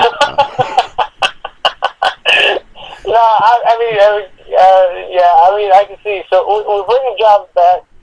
Would you legalize marijuana? Do you think there's a big, business the first in day, that production? the first day, if I had the opportunity, if I had to say so, we'd be legal the first hour I was president. That'd be my induction ceremony speech. Right on. Okay, so we got the jobs down. But what would you do on immigration? How would you improve it? Okay, immigration. This is a bit of a touchy one. See, because I am very anti-illegals. I am. That's all there is to it. I mean, the fact is, my take on it is the fact it's illegal aliens. Illegal aliens do not get welfare, do not get Medicaid, do not get benefits of any sort. They don't get Social Security. If you are legal, you're just that, illegal. That doesn't mean you're cool with everybody. It means you're breaking the law just by standing in this country. Now, if you want to go back through and go the right way, that's fine. You want to get benefits, you work for them, just like I have to, just like Dean has to, just like everyone else has to. Right. I say, honestly, I know somebody who's very strong on this, and they want to, like, just kill every illegal alien. I'm not for that. But I say, you find an illegal alien, it needs to be enforced. Because that's the rules right now. Is you find an illegal alien and you ship them back. It needs to be enforced more heavily.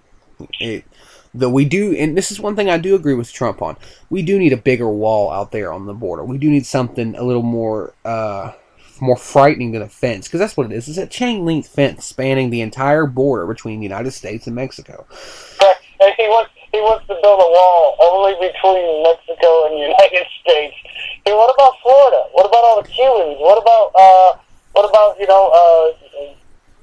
over there on the East Coast, West Coast? Let's build a wall over all of the United States. Fuck it, let's turn it into, Escape from New York here in the United States. Let's do that. That's what I'm saying. If you're gonna build a fucking wall, let's build a fucking wall. Well, with the Cuban one is actually a subject that's not brought up very much, and that's a good point. I haven't thought about that. With the Cubans, fuck it, let them come over. They're bringing the good stuff. So I mean, no, really, that would be a Coast Guard situation. They need a heavier watch on a Coast Guard, probably a double patrol. And you're not going to catch everyone. Even with a wall, even with a bigger wall in the border, you're not going to catch everyone. But if we could continually slim down the flow of illegal aliens coming into the United States with their drugs, with the crime, because a lot of them are criminals. He did get that part right, I will have to agree. A lot of these guys coming over are running from the law over there.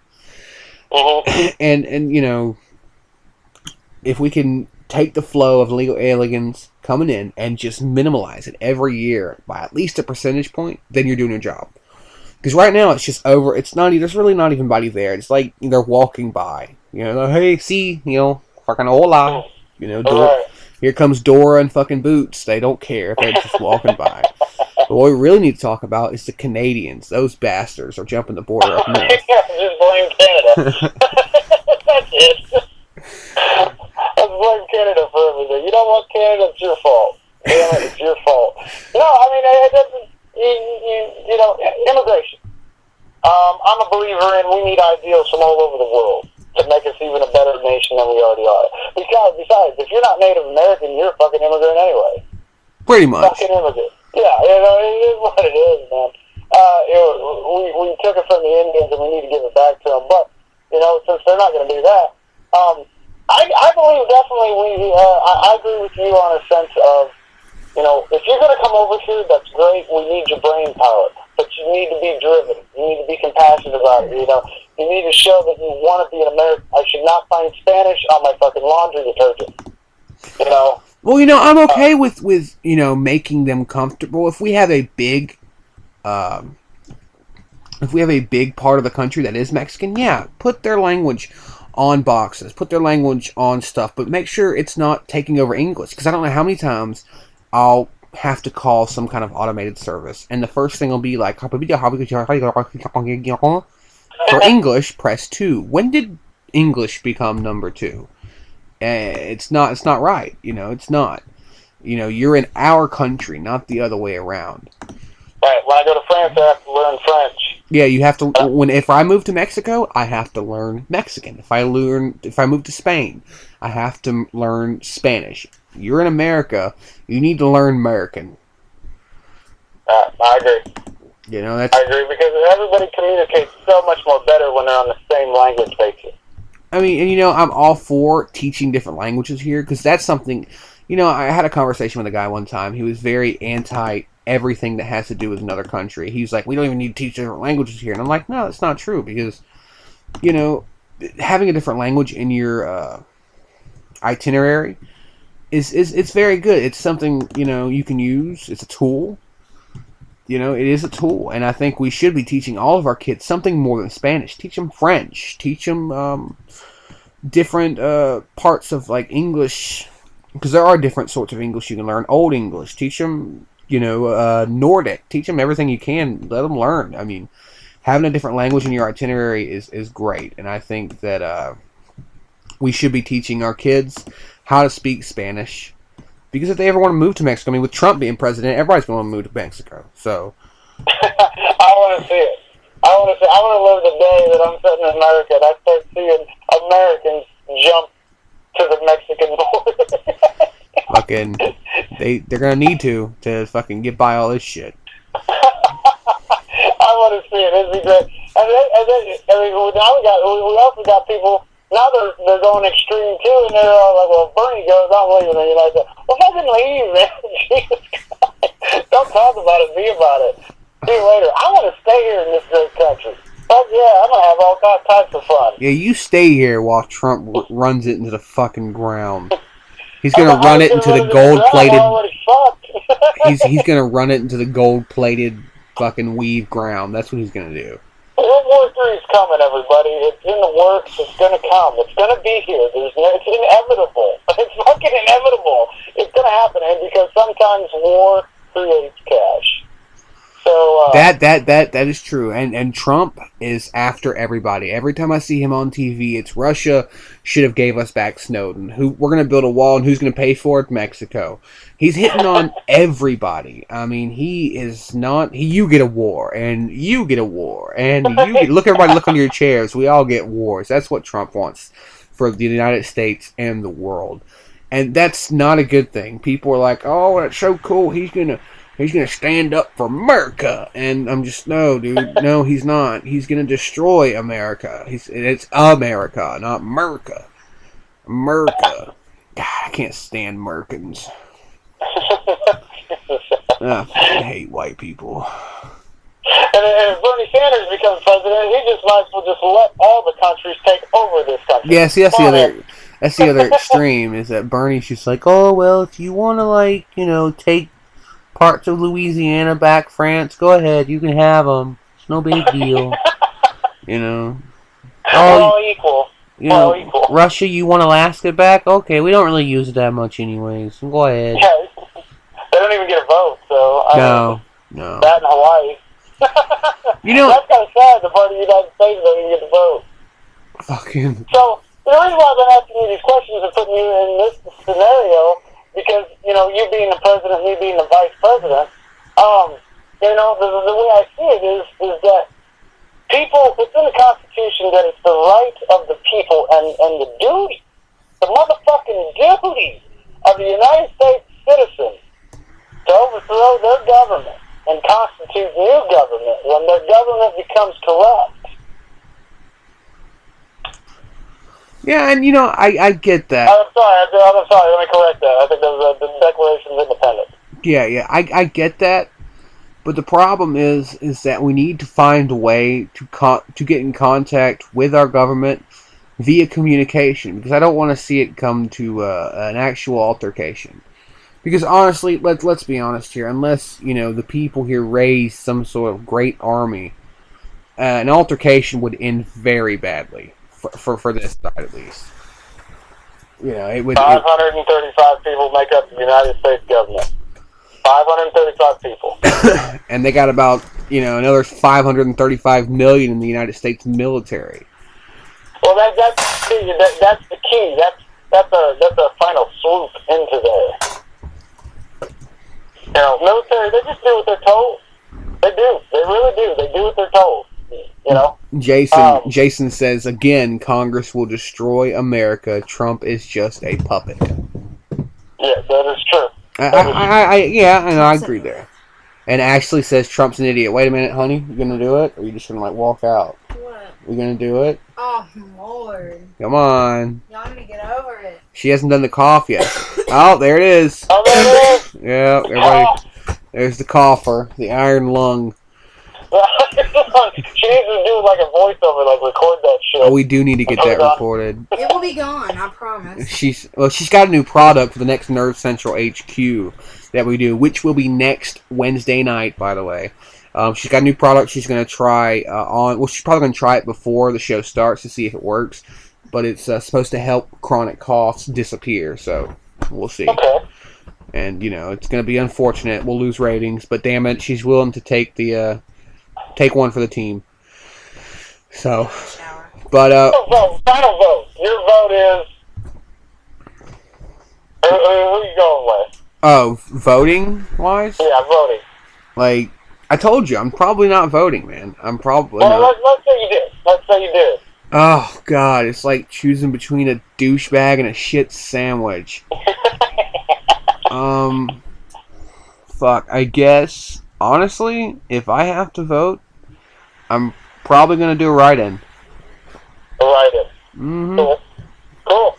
I'm writing in Ralph Nader, so. Ralph Nader. Voted for Nader. Okay. And my final vote is I'd vote for Trump. I would. I'd if he was on the ballot, I'd do it. But if it was Ted Cruz, I don't know. If it was Ted Cruz, I'd probably go for Bernie. I won't vote for Hillary. Hell, I'll vote for Dino Mac first. I'll write my own self in there. Hey, that's right. Everybody, when it's election time, just vote Dino Mac for president. All right, guys. Well, it's been, we're fixing to actually jump off here to go into the Unsigned Congress. Thanks, Dean, for coming on. Are there any... Are there any, of course, man, we're going to try and do this, we're probably going to try and do this again, maybe not, because next Wednesday we've got Nerd Central HQ, but maybe another Wednesday I want to get you back on and talk a little more about what's going on here, especially with the election getting closer and closer, with the end of the world, we need to get the end of the world time clock just ticking away. I love it. But, yeah, thanks for tuning in, everybody. We're fixing to go to an Unsigned Congress, which is basically just a conglomerate of unsigned music that I've got. I got new music, I've got older music I've been carrying. I got some newer ones tonight. I got a friend of mine's band, Drowning Above Water. They will be starting the charge off here on Exit 92 Radio. And there's something else I wanted to ask Dean. I'm trying to think of it. That's why I kept talking. My God. I hate it when I do that. Just when it disappears. Was it about Saturday's show, 10 p.m., Dino Mac's Hip Hop Show? Oh, gotta love that plug right there. Yeah. Shameless. I need to get that. I'm shameless. Fucking. Yeah, check out the Hip Hop Shack this Saturday night on Exit 92 Radio with Dean, Don't Call Me Shane O'Mac. And is Heavy D going to be around for that one as well, or is it just you?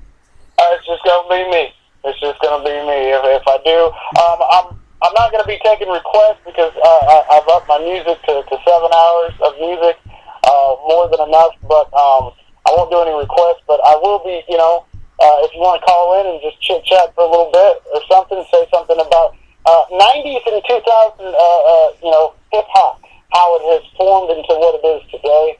And what real rap is and what real hip-hop was all about. You mean how it's like chronically had diarrhea since Tupac died? Is that what you mean? Yeah, pretty much. Yeah, pretty much. And we can discuss a few things about that. So definitely tune in for that. Well, if I'm free, because I'm going to go jam Saturday, which I'm probably going to be doing some recording, so I'll have that for the next show.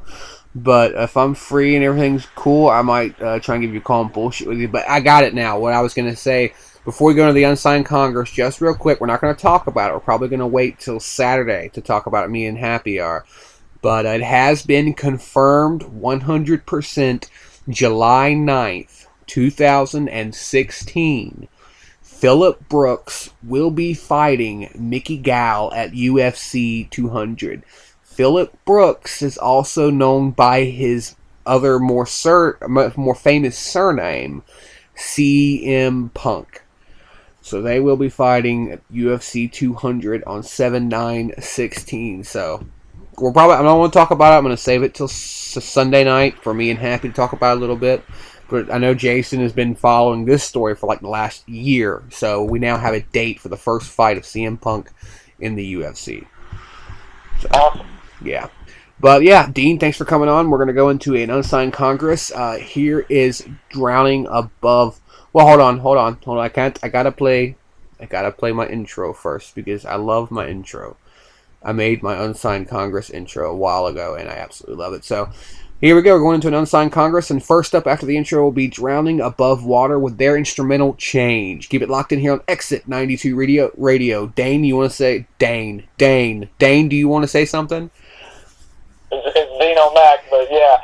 Keep it locked in here at Exit 92 Radio. Thanks for having me on here, man. Fucking Dane.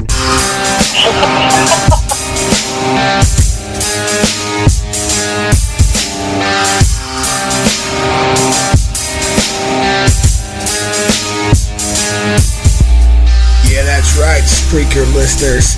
You got it locked in with the Big Bad Blue Bear here on the Unsigned Congress. All the music you're gonna hear tomorrow, today, on Exit 92 Radio. Hey, this is Nina Asageta from A Sound of Thunder, and you're listening to Exit 92 Radio. That's right, that was The Sound of Thunder, but this is Drowning Above Water with their instrumental Change. Check them out.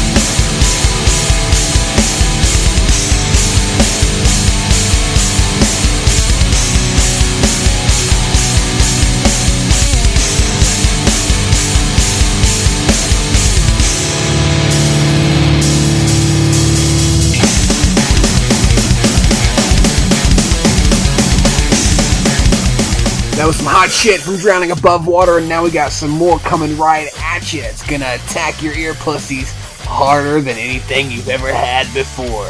Here's Stereo Nasty with the Warriors.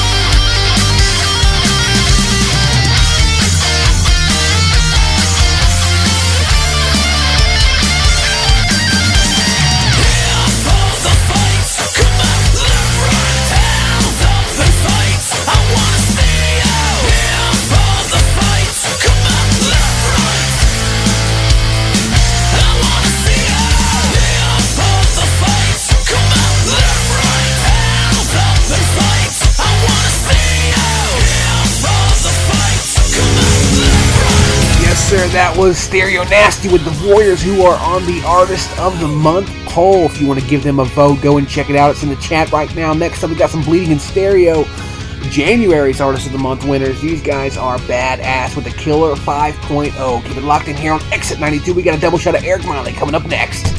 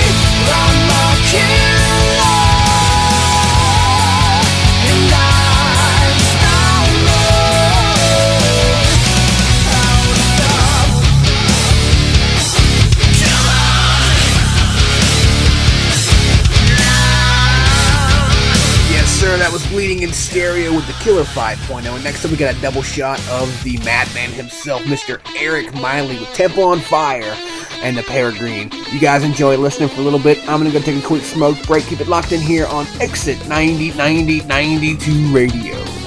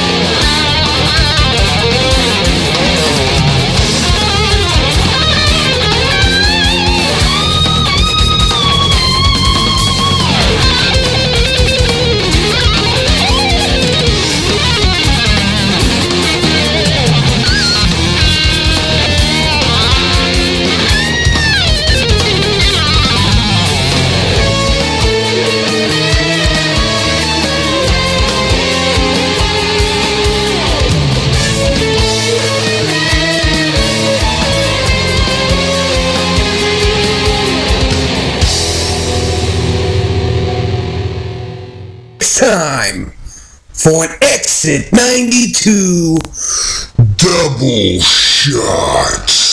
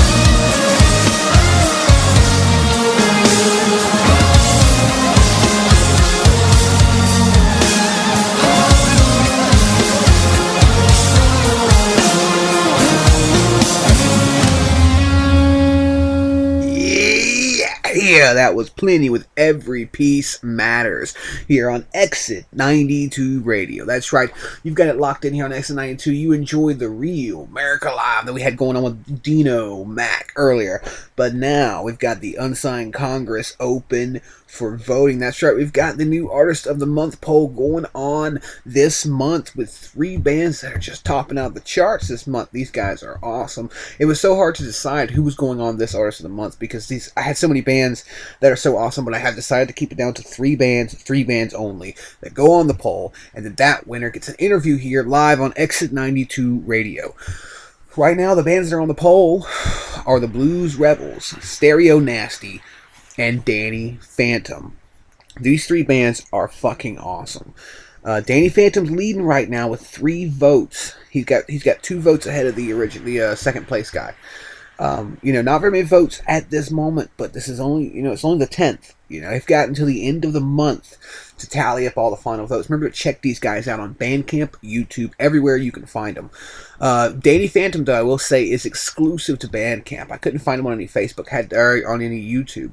I had to get in contact with him on Facebook to get some of his music for the show. So if you want to check out Phantom, go to Bandcamp. These guys, he's so worth the time. I'm fixing to play one of his tracks right now, I promise.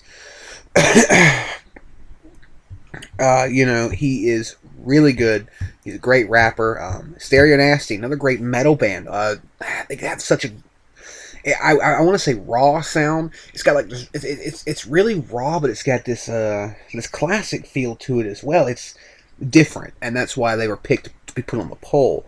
And then the Blues Rebels. These guys, they're an interesting band, especially the location they come from. They're coming out of the Middle East, but they're playing Texas blues. They're sort of like electric blue, and it strikes a chord with me. I'm a big blues guy, and these guys, they have this real thick Texas blues sound. It's like Stevie Ray Vaughan meets Paul Butterfield.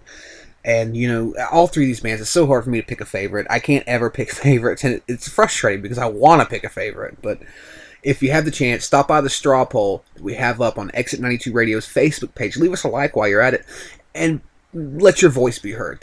All these guys deserve a vote. I'm not going to tell you which one to vote for. You have to decide, and it's going to be a hard decision. I promise you that.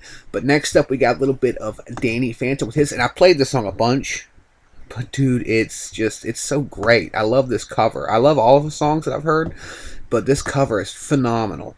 It's Danny Phantom's cover of Hurt, Johnny Cash's song he did originally, Hurt. And it's different. It brings a whole new versatility to the song. So keep it locked in here live on Exit 92 Radio. This is Danny Phantom with Hurt.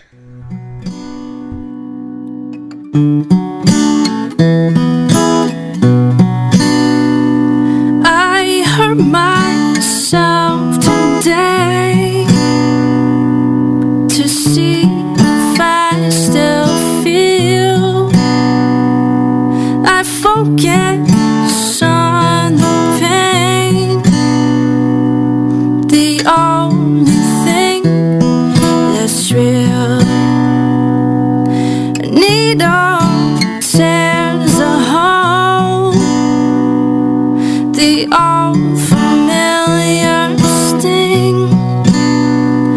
Try to kill it all away, but I remember everything. What have I become? My sweetest friend. Everyone I know goes away in the end, and you can have it all. My empire of dirt, I will let you down. I will make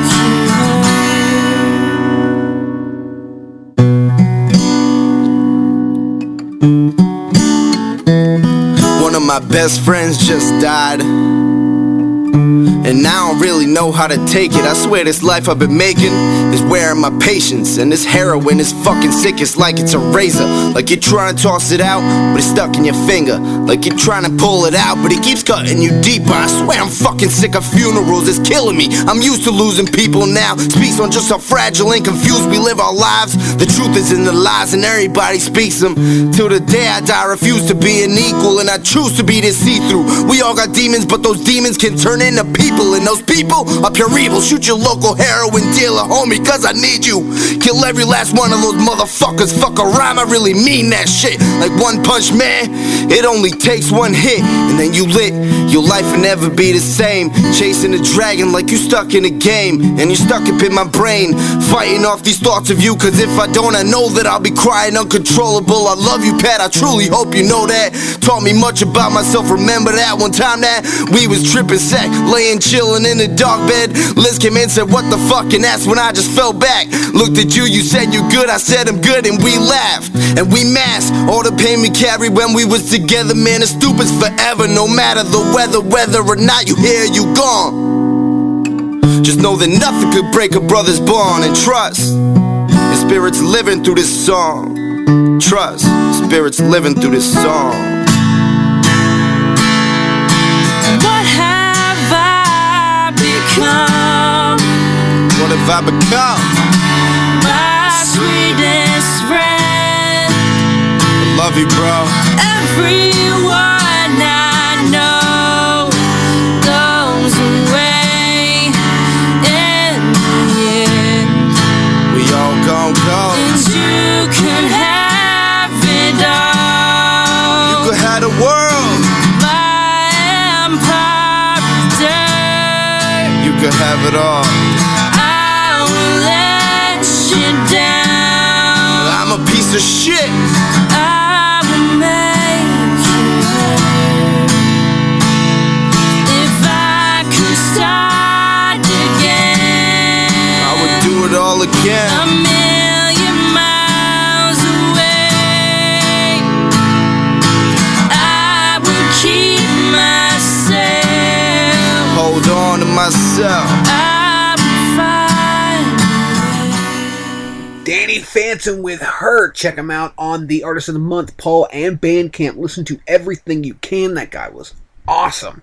Now, next up, we have the Blues Rebels with their live cover of The Sky Is Crying. These guys, once again, are awesome. Check them out on the Bandcamp. Bandcamp. They have some on Bandcamp, YouTube. They got a Facebook. Go and send them a like. Tell them the Big Bad Boo Bear from Exit 92. Send them their way. And check, if you like them, maybe send them a vote. These guys are great. It's going to be a tough competition this month because all three of these bands are just absolutely fan-fucking-tastic. That's all you can say. Here comes the Blues Rebels with The Sky Is Crying.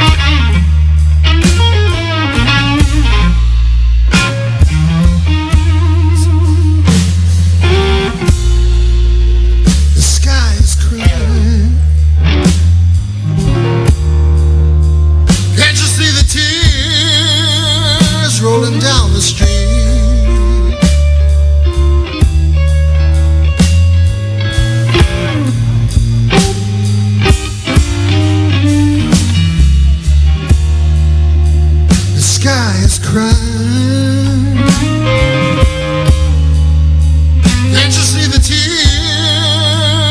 rolling down the street.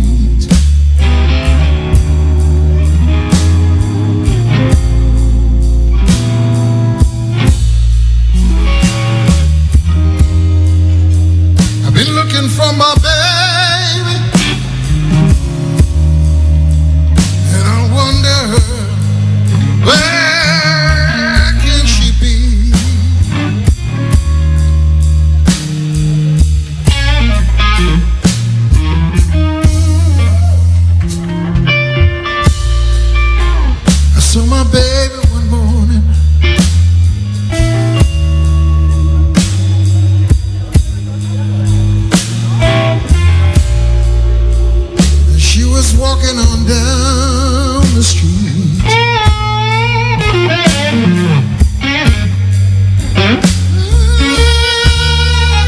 I saw my baby one morning,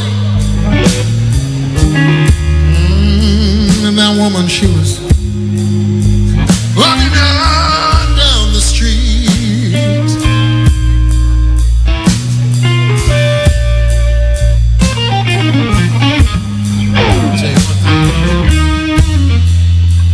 It made me feel so good, and my poor heart just skipped a beat.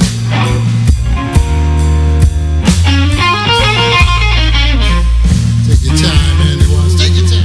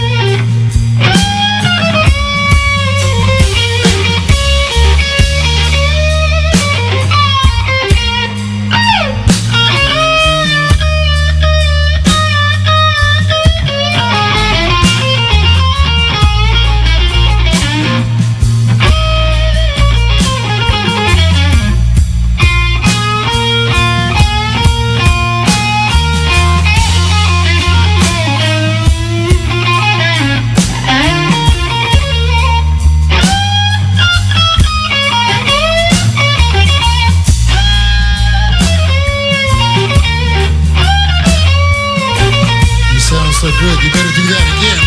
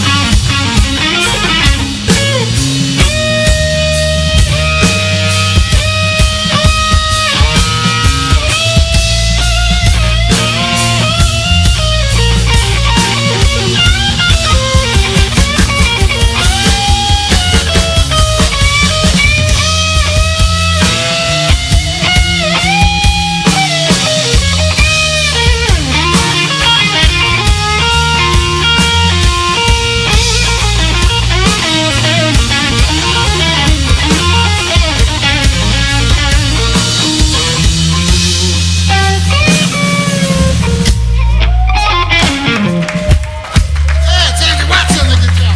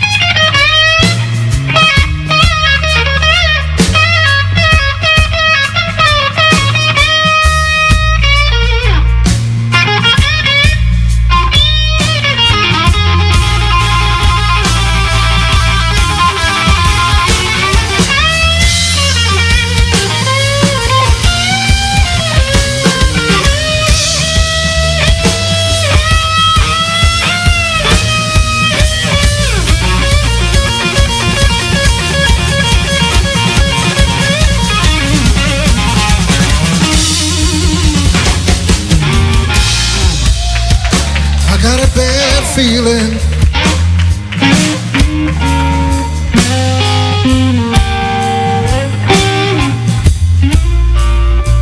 I feel like my baby don't love me no more.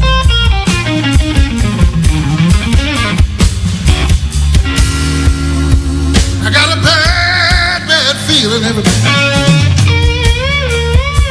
You know, I think, you know, I believe, I think my baby don't love me no more.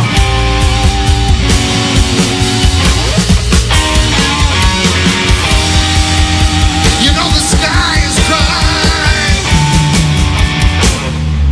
Can't you see the tears rolling out my door?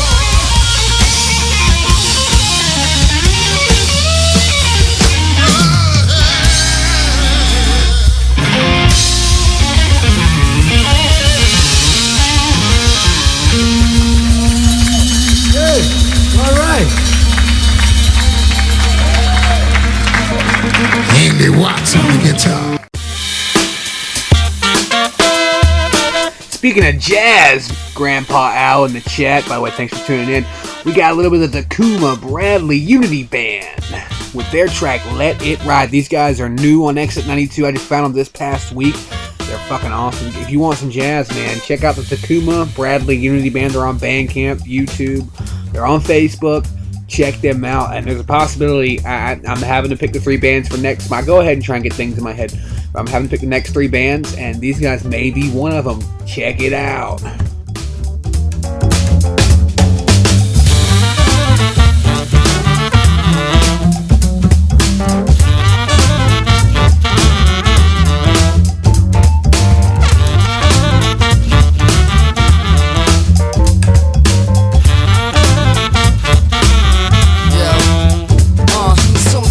You just gotta let it ride, let it slide right off instead of get inside. At the showdown, yeah, we show love. When it goes down, yeah, we show up. Been praying for my enemies lately. Though they hurt me, though they hate me, I wish them well instead of walking around angry. Cause that character, nah, it ain't me. I'm trying to build up, not destroy. Rocking that glow, yeah, be on my Bruce Leroy. I'm paying attention to the what's now. I'm listening more to the silence instead of what's loud. Plus how they try to keep us all divided, off balance, off rhythm. So we give them the best challenge when we step back, try to respond instead of react. Put the seat back and let the universe drive. Yeah, just let it ride.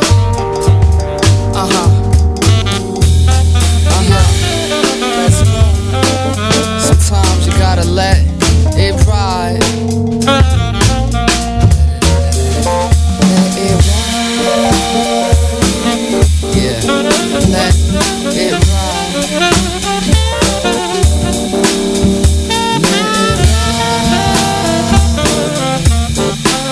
Let it ride.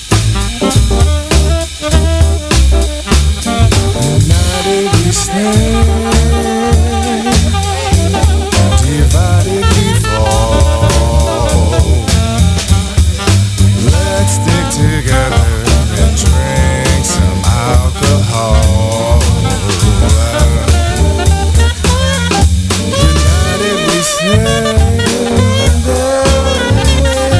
divided we fall.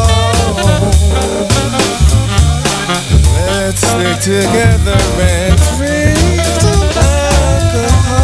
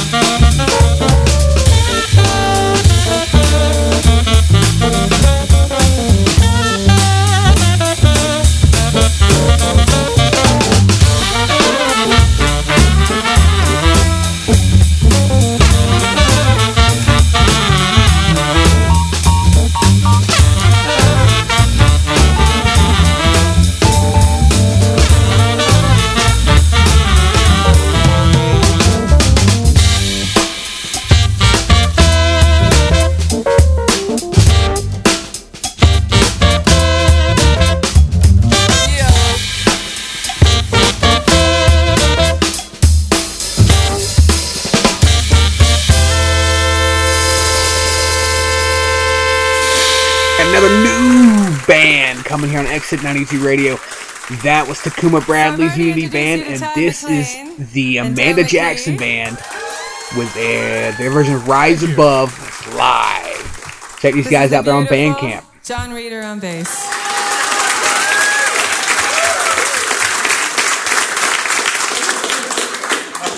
This man has quickly walked right into my heart. Mr. Reggie Bala on drums.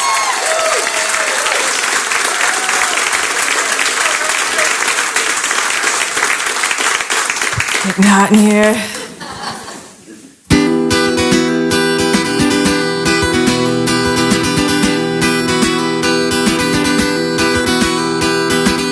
I'm not your fool and I'm not your prey. I will learn to fight. I'll live another day. Another day. 'Cause all these wrongs will only make me strong. I will break your chain and release all this pain.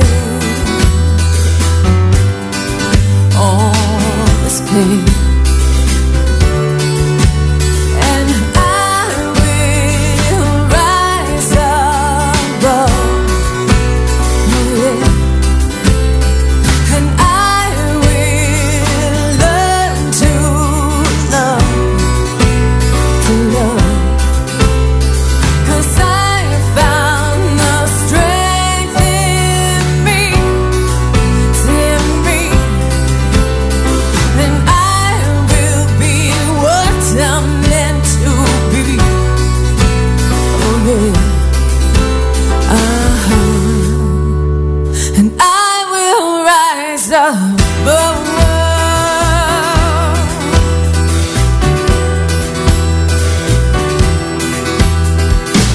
We've all got a story, got a history.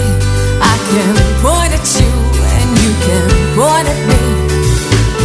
'Cause everybody wants someone to blame, but nobody wins in this foolish game. No, it's a foolish game. We've all got choices that we have to make. You can choose to give or you can choose to take, but in the end it's really up to you. So go ahead, do what you're gonna do. But I will rise above, oh yeah. And I will learn to love, to love.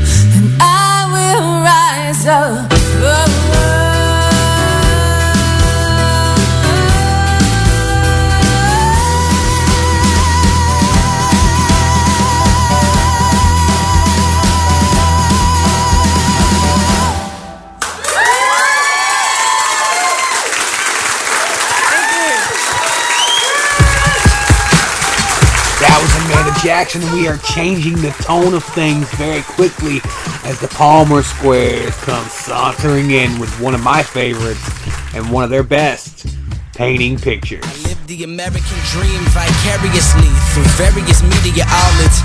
I sit and stare at a screen, hysterically screaming and shouting. When I speak, feel red heat. When I breathe this dragon's breath. Yes, I'm a deadbeat from head, feet, then back to head again. 2 half-wits make a square hole, living in peril. Who that kid over there who chew that chicken from Harold's and shoot catfish in the barrel?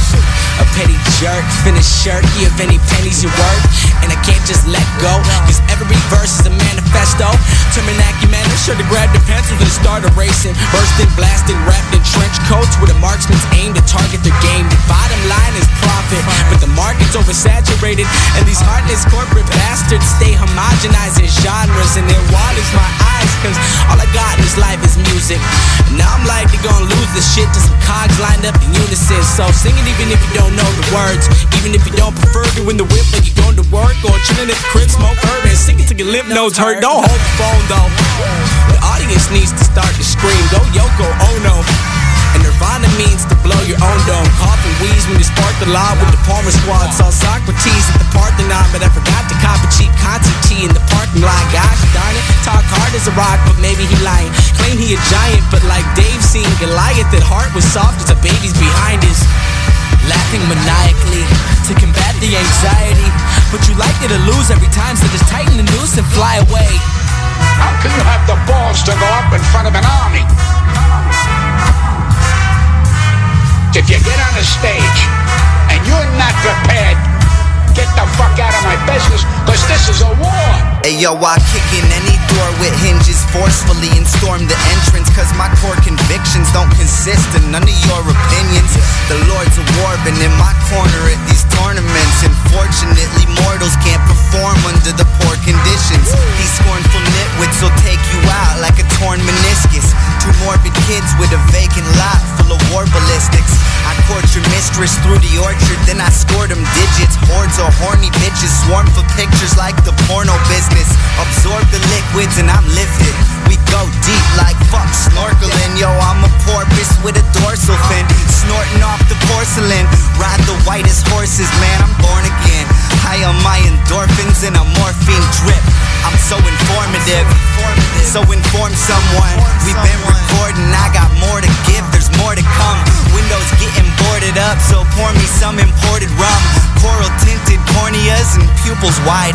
Hop into the hoopty, I'm Dennis Hopper, hopping through these hoops, no hula. Hoot and holler loudly if you copping moolah.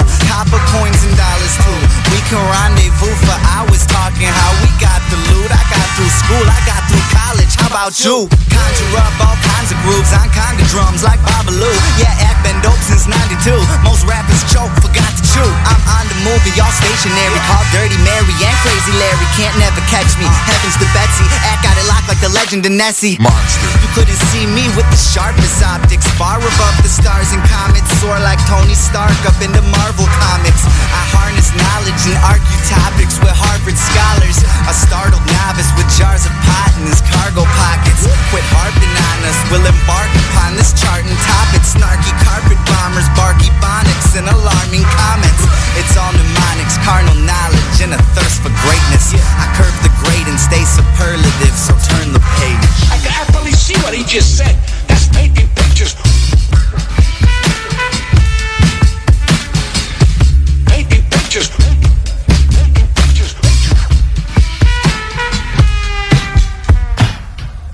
When I was your age, television was called books, and this is a special book. And today, I'm going to read it to you. Exit 92 Radio. One thing I've Yes, learned. sir. Next up, we got the Blue Stones with Make Your Move. You gonna make it? You're gonna make it? You're gonna make the move? The Blue Stones say you need to. So make your move.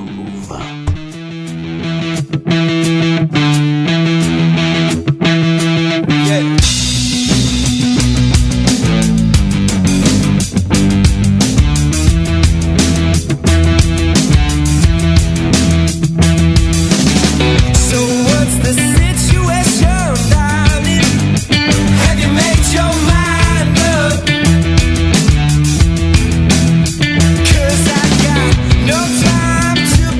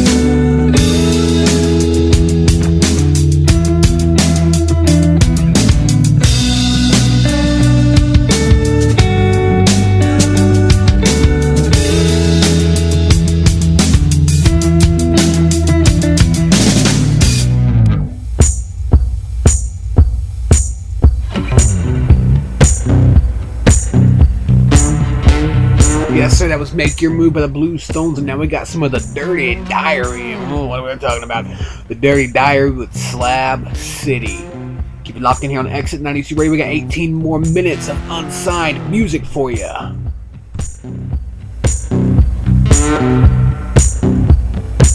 So it's a while to make it sound. It's a reason to fire. So we'll agree to make it down. It's a reason to buy. You see, so bring it down to come on fire.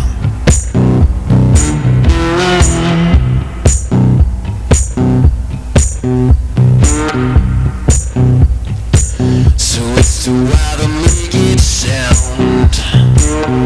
It's the reason to fire. So we'll agree to make it down. It's the reason to fire. We see, so bring it down to come on fire. This is a cold and a shadow born to make it feel on sire.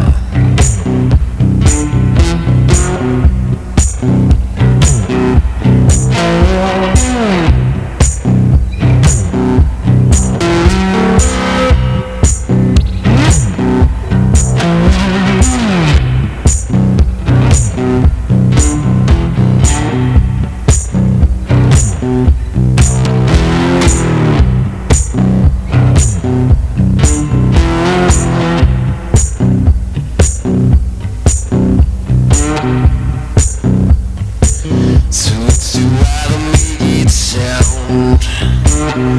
It's the reason to fire. So we'll agree to make it down.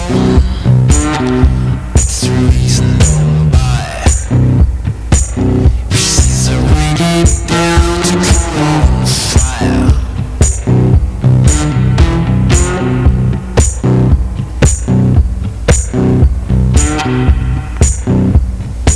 So it's a while to make it sound.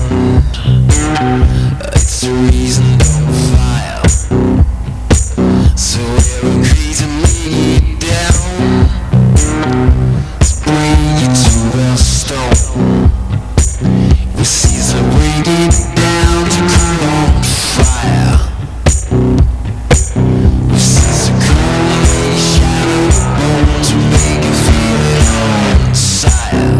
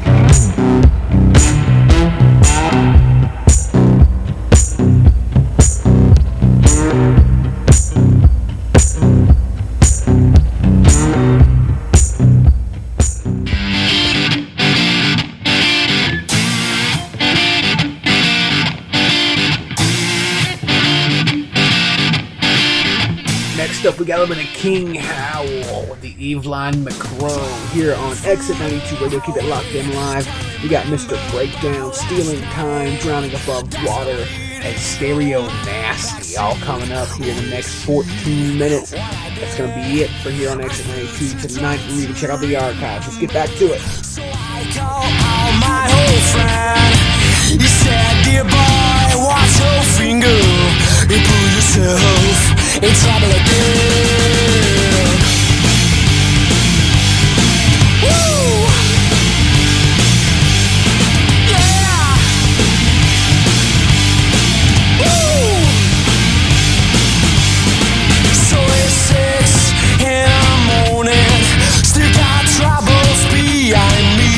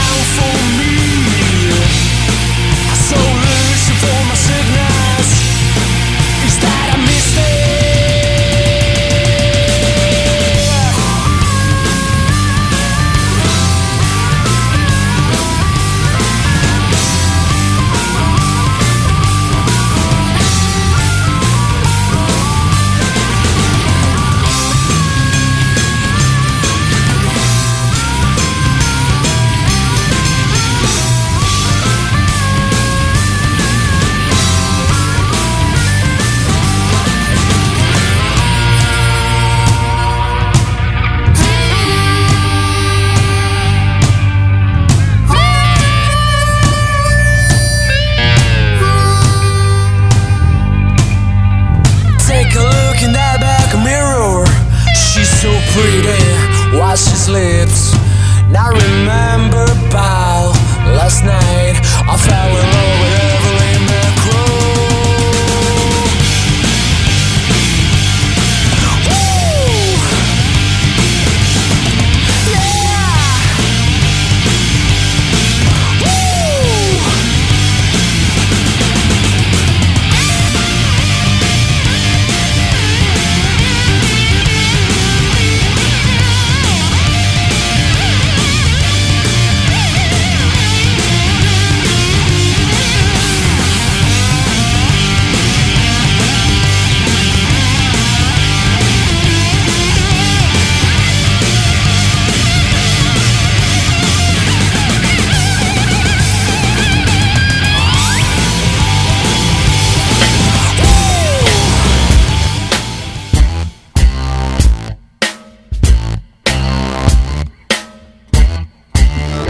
Sweetie made a mess of your brain.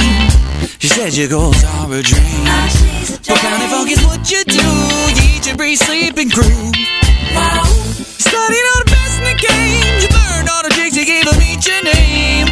You ready for the lights and stage? Now it's time to seize the day. See right to the top, and we don't stop. See right from the beginning, and we don't quit. See right to the top, and we don't stop. See right from the beginning, and we don't quit. A pattern since the early days. Somebody always leaving when it's about to break.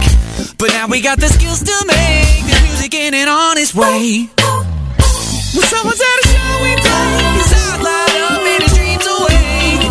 Let's take it to its rightful place, and it's time to seize the day. See right to the top, and we don't stop. See right from the beginning, and we don't quit. See right to the top, and we don't stop. See right.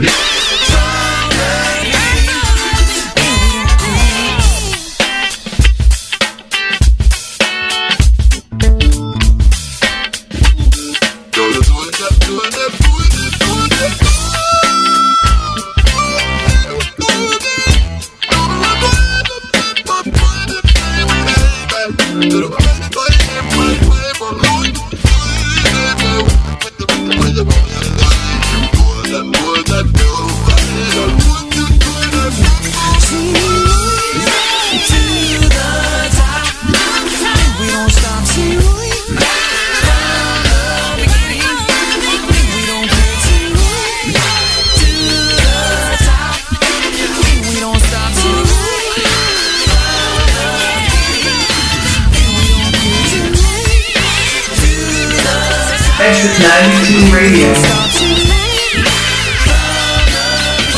Exit 92 Radio. Exit 92 Radio.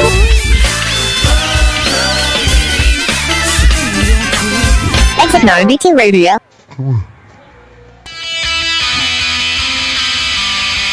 Here's a bit of stealing time. Last flight out. Keep it locked in here on Exit 92 for another 6 more minutes before we end it for the night.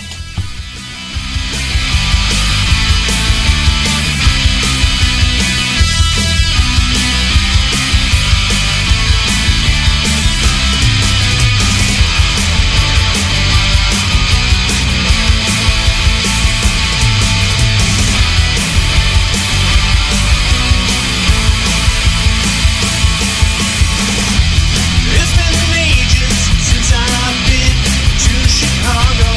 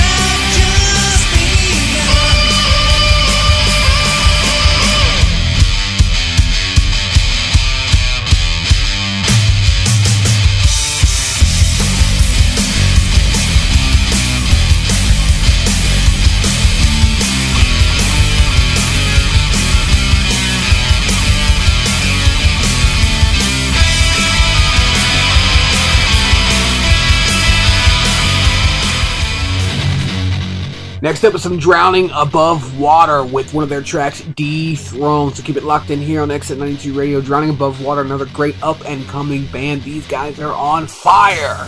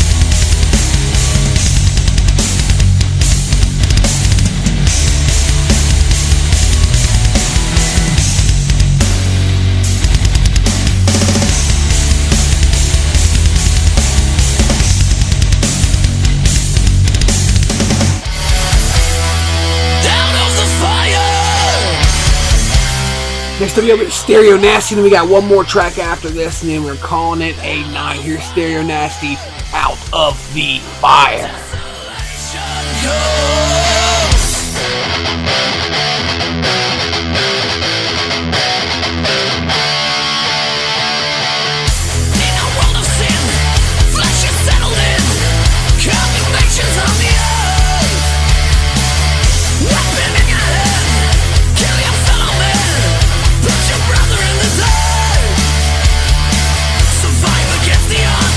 Manufacture guns, take it off for all it's worth.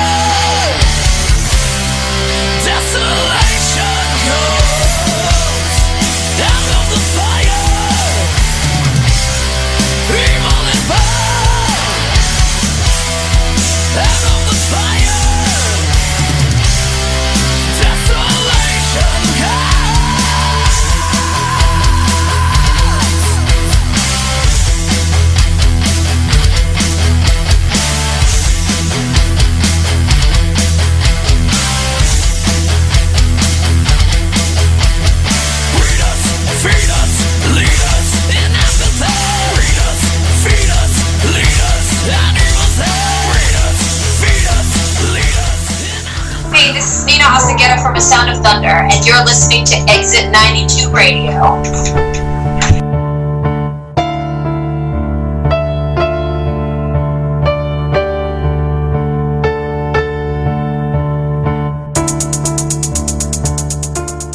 That obviously wasn't a sound of thunder. I had something happen with the track that I had lined up.